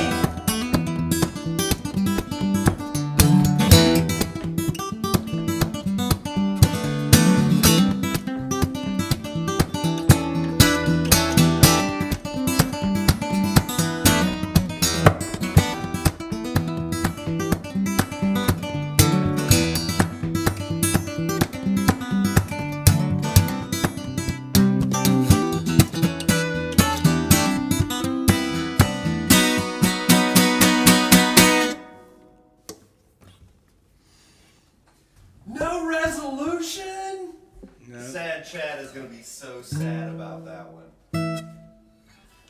Dude, I am so glad we made you play an extra song. That was amazing. I loved it. I learned to play guitar one day. Yeah, we get it, Keith. We get it. What do you say? It was unspoken. Shit, never heard Chuck play like that. Chuck because had he some- don't do it. Chuck had some tasty licks back in the day. Back in the day. No. So every once in a I while, hadn't heard you play. every once in a while, fucking Bert and I 15 will years. play live on here just to document the basic. What's the word I want to use? Decline, the corrosion Yeah. that occurs as a person who played music for a living and then stopped playing music, and we're just like benchmarking the decline for sure. Yeah, I for a while had in my head like my like dream band of like people I would want to play with that I would get along with on the road. If he's a part of and this, it was mostly Morrison Brothers people. you know what I mean? If he's a part of this, it was Clint Deere playing bass. Okay. Clint Deere's solid bass player. He is. It was you on second guitar. Thank you. Solid rhythm guitar. It was Brian Fuente in the fucking front row, not invited. I'm kidding. I love Brian Fuente. Oh my gosh. No, even better. It was Brian Fuente. It was Brian Fuente opening up for me. I'm kidding. I'm just being a dick. Oh, I'm gonna clip this and send this to him. Please He would do. love this. Only because Yeah. back in the day, Brian was like getting laid way more than all the rest of us. And it was just like Nobody wanted to admit it. And he also like sounded really good and was like a good guitar player and Yeah. shit. He wrote songs about weird stuff, but like fraternity. The problem was he was good, but cared what everybody thought. Yeah.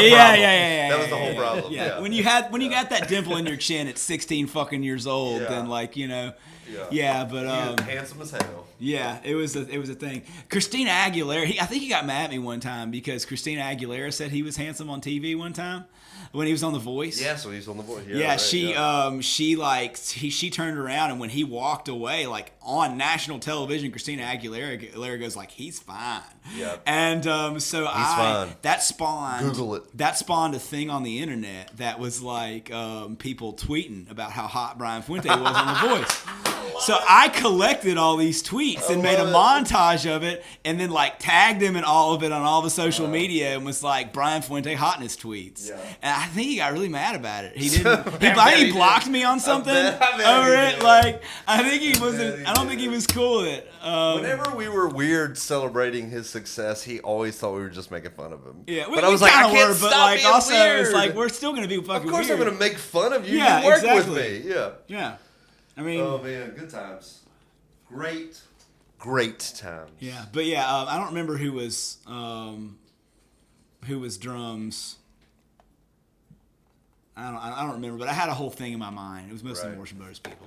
You could play drums, probably. Let me just tell you one thing about Well, my band now is wanting pretty- to make is music pretty with good, Chuck so- Diesel. Yeah. It's a 10-year project. Let me tell you this: if I could think of the perfect way in which I would like to be able Well, to you create don't look music, like a singer. that's son. thanks. You know. Noted. Throwback. Throwback.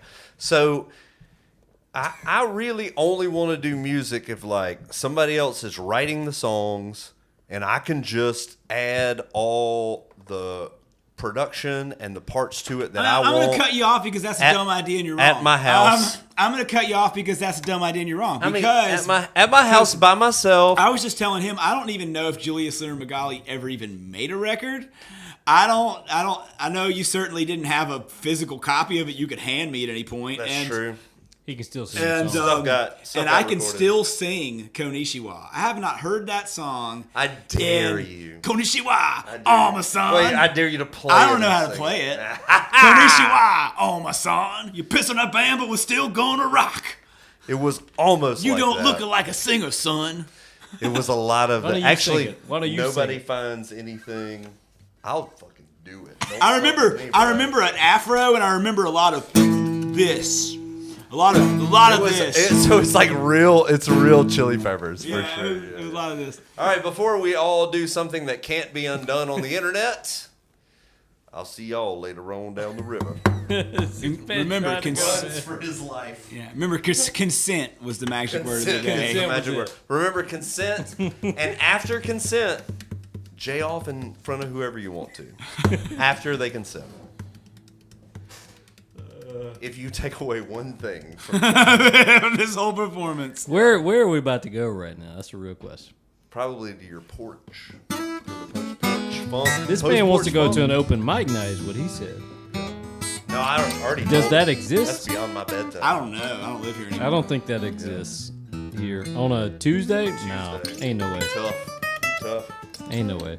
Sad Chad, we know you're at work. Google it for us. Tuesday night, open mic, Jackson, Mississippi. Why don't you close us out with one, man? Why don't you close this out with a third song? Okay. I'm gonna do something weird. You Come ready for on, this? now. Come on. No, I'm not gonna do something weird. I'm just gonna do online. I lied. I was gonna do Pinball Wizard, but we'll do that another time. Let's do. This song's called "No Wheels," and it's about drinking. It's about drinking garbage with garbage people at garbage places. And it's actually one of the saddest songs I've ever written, but it's to a beat, so you won't notice.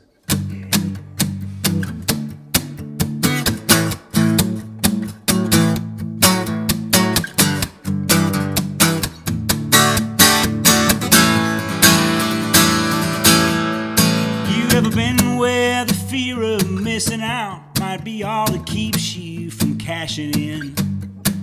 I know you, and I know you have, and you are. Why the hell you think I'm waiting alone at this bar? Sometimes you don't want to clean your house, 'cause it feels like closing in on checking out. I never cared too much for the story, but I'll stick around just to see how it ends.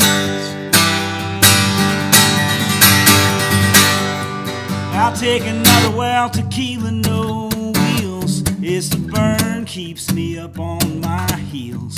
I don't drink it, cause I like the taste. Truth is on me, the top shelf is a waste. We ain't got time for mixers or beer. You and me, we ain't walking straight out of here. It'll take all the king's men, all the king's horses to push back against these hills. So meet me at the bar, bring your outside voice for another well, tequila, no wheels. You ever wonder if the wellspring of all your woes might be that hole in your stump where the poison goes? You don't take it on the chin like you used to, and woman, I've not seen the likes of it yet. All that venom, it's been taking the best of you. All I ever got next to was the rest of you. So I'll stay the night, hold you close. That might be the best damn thing we get. I'll take another well, tequila, no wheels. It's the burn, keeps me up on my heels. I don't drink it, cause I like the taste. Truth is on me, the top shelf is a waste. We ain't got time for mixers of beer. You and me, we ain't walking straight out of here. It'll take all the king's men, all the king's horses to push back against these hills. So meet me at the bar, bring your outside voice for another well, tequila, no wheels. You ever wonder if someone out there cares, but you just told yourself they did? When the lonely gets real, you gotta put them on down, or else that lump in your throat's gonna dry itself out. Me, I wake up with the notion not a whole damn soul woke up anywhere and thought of me first. When your gray eyes roll back to the base of your skull, woman, I know we're just making it worse. I'll take another well, tequila, no wheels. It's the burn, keeps me up on my heels. I don't drink it, cause I like the taste. Truth is on me, the top shelf is a waste. We ain't got time for mixers of beer. You and me, we ain't walking straight out of here. It'll take all the king's men, all the king's horses to push back against these hills. So meet me at the bar, bring your outside voice for another well, tequila, no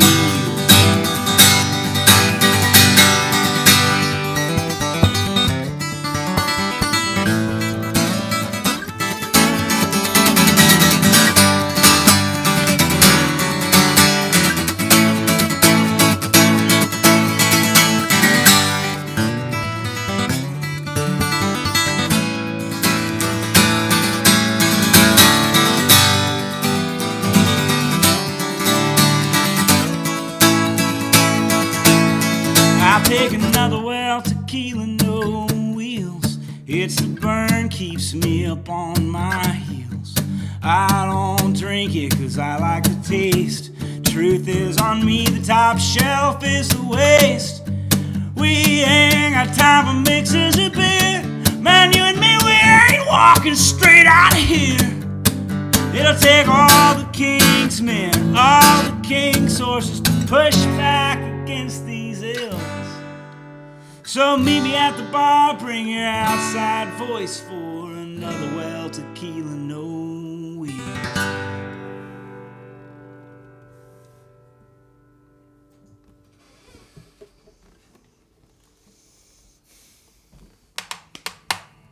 Where we go?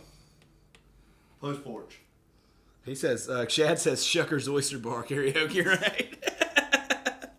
I played at Shucker's. My man does his research. Don't try to pretend like Chuck. Mess with sad Chuck, Chad. Oh, Chuck man. will go to Shuckers That man right went deep now. enough to find Shuckers, man. Again, I remind you, they are my peers now. That is that bar. Yeah, Yes. it is. Yeah, that bar's full of melon camps. Yeah. Yep, melon cams. Yeah, just waiting to be shucked. Just all shuck, no luck. Yeah. Well, man, thank you so much Raw for coming and and hanging out slippery. with us. Thank you for the folks who donated. If anybody would like to throw in a little extra cash for my man over here. Appreciate that. Gas is expensive. I'm very poor. Yep. Also, we want to point out that obviously we are in a hostage video, so Yeah, please obviously. send money to get us rescued. Yeah, you Proof can't of see. life. Yeah, I brought someone with a gun on the corner. The here. difference between a webcam and an iPhone is a very different thing. That's what she said. Yeah, it is. Well, it's harder to rig up and hold a webcam like this from.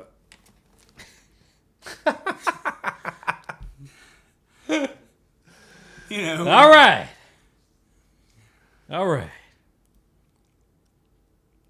See y'all later on down the river. Got any final words Oh, you'd like to shit. leave I people can't with, ever- Steven? I never get to do the sign off, even when you act like I. No, we'll wanna just make end sure the on, man gets his we'll just words end in. on the second half of my last sentence was when your stepmom's stuck in a dryer. What was the first half? Something about holding the phone like this from, like. Oh no, we're gonna We ruined it. We broke it. You can edit. You can edit this out in post, right? This isn't live. Yeah, that's a mic drop. We just